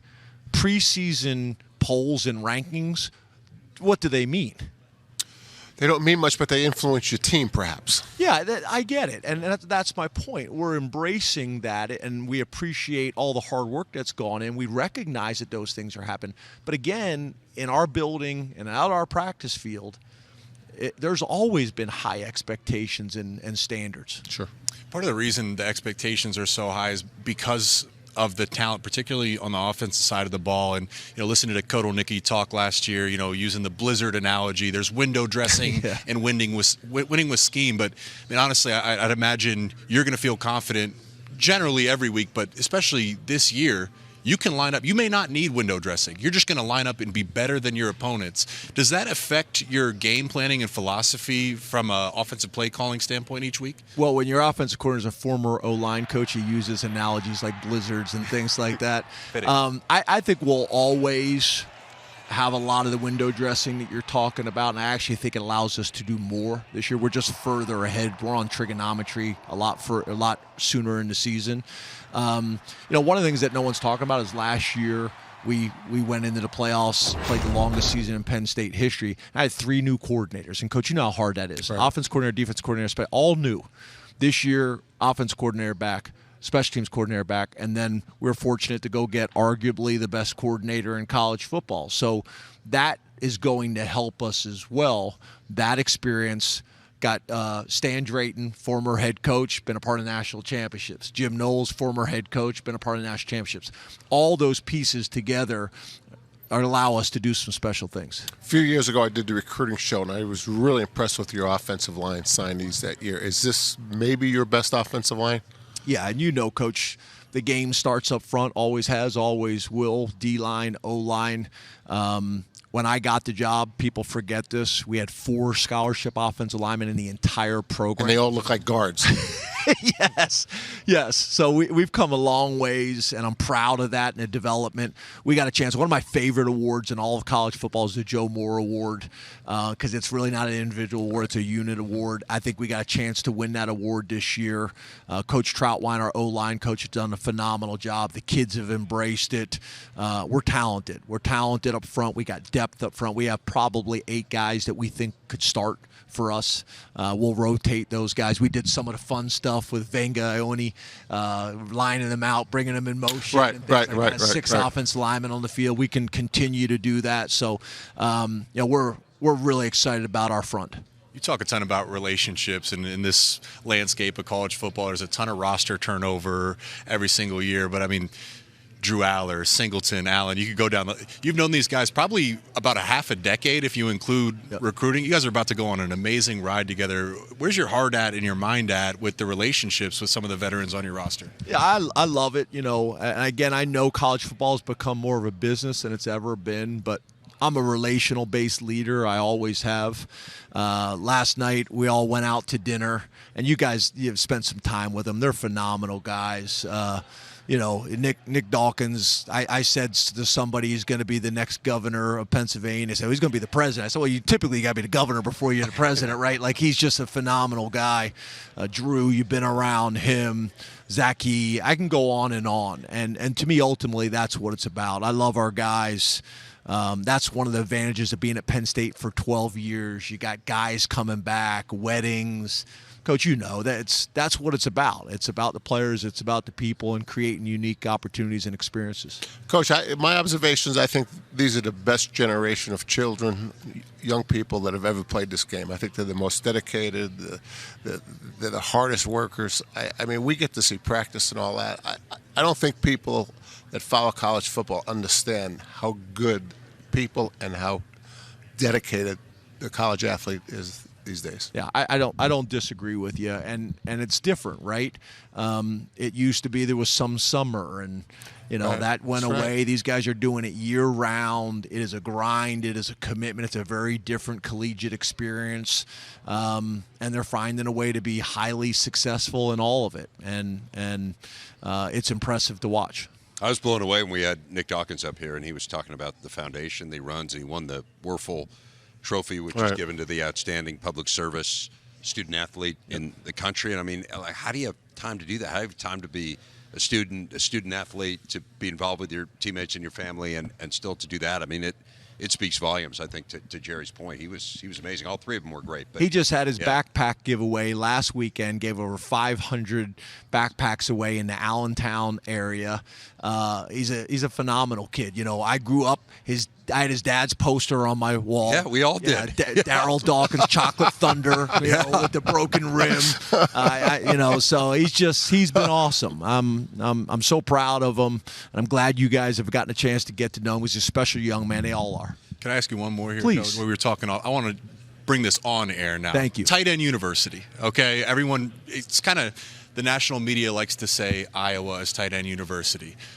You guys have had quite the run of putting tight ends in the NFL, and obviously Tyler Warren coming off a Mackey Award. Yep. How excited are you about this group going forward, and how have you seen that group grow during your time as a head coach? I mean, you just think about every year we've had pretty much a guy drafted. Mike Gesicki, Brenton Strange, right? Theo Johnson. We've had a ton of guys. Tyler Warren last year. Like, people are thinking there's going to be a drop-off. We got a guy named Dinkins who's going to have a big year for us, Khalil Dinkins. Everybody's talking about Luke Reynolds, the 5-star kid that we signed 2 years ago. Andrew Rapplier was going to start or be the number 2 last year and had a season-ending injury. He's back. Ty Howell, our tight ends coach, has done a phenomenal job, one after another. Those guys are impactful on Saturdays, and they're also getting drafted into the NFL at a high rate. Coach, I don't know if you can say or you want to say much about this question, but Jim Knowles comes in as defensive coordinator, and I'm guessing, and I think I read, he met with your offensive coaches because he had defended you. Yeah. Is there anything you can share about that experience, how valuable something like that is? Yeah, I set that up. I encourage that, right? Like, so we always do it. You have the offense break down the defense break down the offense. But it's different if you two guys are working together. You're going to be critical. You're going to bring up some points, but it's still it's your coworker. He's coming in with the Penn State game plan and the Penn State evaluations of what they thought before we were coworkers and friends. And there's some information in there, and there's players. I think I'm the man. Well, this report doesn't say you're the man, and same thing for our offense coach, to be able to go through and watch the game tape, why you called this, what you were thinking, what were you worried about with us. Extremely valuable. Fascinating. Yeah, it was a great experience, and then the same thing for our players as well. But again, you got to be willing to have these conversations. You got to be willing to ask tough questions and get real answers back, and we encourage that. One of the areas that you probably needed to improve a little bit on offense was the wide receiver spot, and man, you guys went heavy in the portal, and you did pretty well, I would say, at least on paper, and watching some of the videos of these guys. I mean, these are really talented receivers. What stands out about the way that you've overhauled that room? Yeah, we were aggressive. We're not a big portal team. We sign 8 guys out of the portal, but we do go address issues when we need to. I think the big thing that we did a good job of this year is going and getting proven production. Kyron Hudson had maybe one of the catches of the year against LSU. Yeah. He was a captain at USC. That's very telling, right? Pena from Syracuse, 6-year player, captain at Syracuse. Production, was their leading receiver, targeted on every critical down, right? Devontae Ross, I'm watching the Iowa game. I got a ton of respect for Iowa on special teams. I got a ton of respect for Iowa on defense. Troy's beating Iowa at halftime, and he's got 2 touchdowns, a long reception and a punt return for a touchdown. So bringing in these guys with this type of production to go along with Liam Clifford and a ton of the talent that we have in the room, it was important, because the other thing is, we got an opportunity with Drew, our quarterback, Drew Allar. But we need more than Tyler Warren making plays for him. He's gotten some criticism in the past that I don't think is warranted or fair. I watch TV all the time with quarterbacks throwing up into double coverage, and a wideout goes up and snatches the ball out of the air, and everybody's like, what an unbelievable throw. It wasn't a good throw. They had a big-time wide receiver make a play for him. We need more of that for Drew, and that also will impact our running game by having more threats on the field that people have to defend. You say you're not a big portal team, and obviously the numbers bear that out, and I think we talk a lot about, particularly in this day and age, who won the offseason. And part of that is the portal, but part of that is keeping really good players around. Yep. I mean, if you have a really good team, you win the offseason by still having those same guys a year later. I understand there's economics to the discussions or whatever, but give people a sense of like kind of how you try to build the kind of roster and the kind of community around your team that when people have the opportunity to, whether it's go to the NFL or go somewhere else, they choose to stay and help you win that offseason. I think that's been building slowly over time, right? You got Olu Fashanu, who's going to be a first-round draft choice and decides to come back to school. There's been examples of this, and he goes from being a first-round draft choice to a top 15 pick. Tyler Warren could have left early. He decides to come back, becomes a top 14 pick, right? Then we have Drew Allar last year, was going to be a first-round draft choice, decides to come back to be a top 10 pick. Drew comes back, there's some excitement. Nick comes back, Katron comes back. It starts to create some momentum. Guys that had draft grades at anywhere from 2nd, 3rd, 4th, 5th, 6th round, and they're saying, I got a chance to come back, do something special as a team, but also improve my draft stock and either finish my degree or, like Nick Dawkins, get a master's degree. It's a win-win for everybody. So there's a lot of excitement. Experience matters. Talent matters. And we got a lot of those guys back.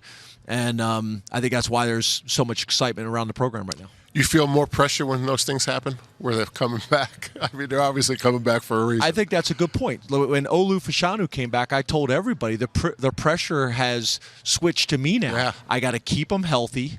I got to get him better so that a year from now, him and his family felt like, yes, it was the right decision to come back. And there's got to be a strategic plan for that. Can't wait to see this team. Can't wait to get out there to camp. Good luck this year, and thanks for spending some time with us. Really Thanks, appreciate guys. it. I truly appreciate it. All right, James. Thank you.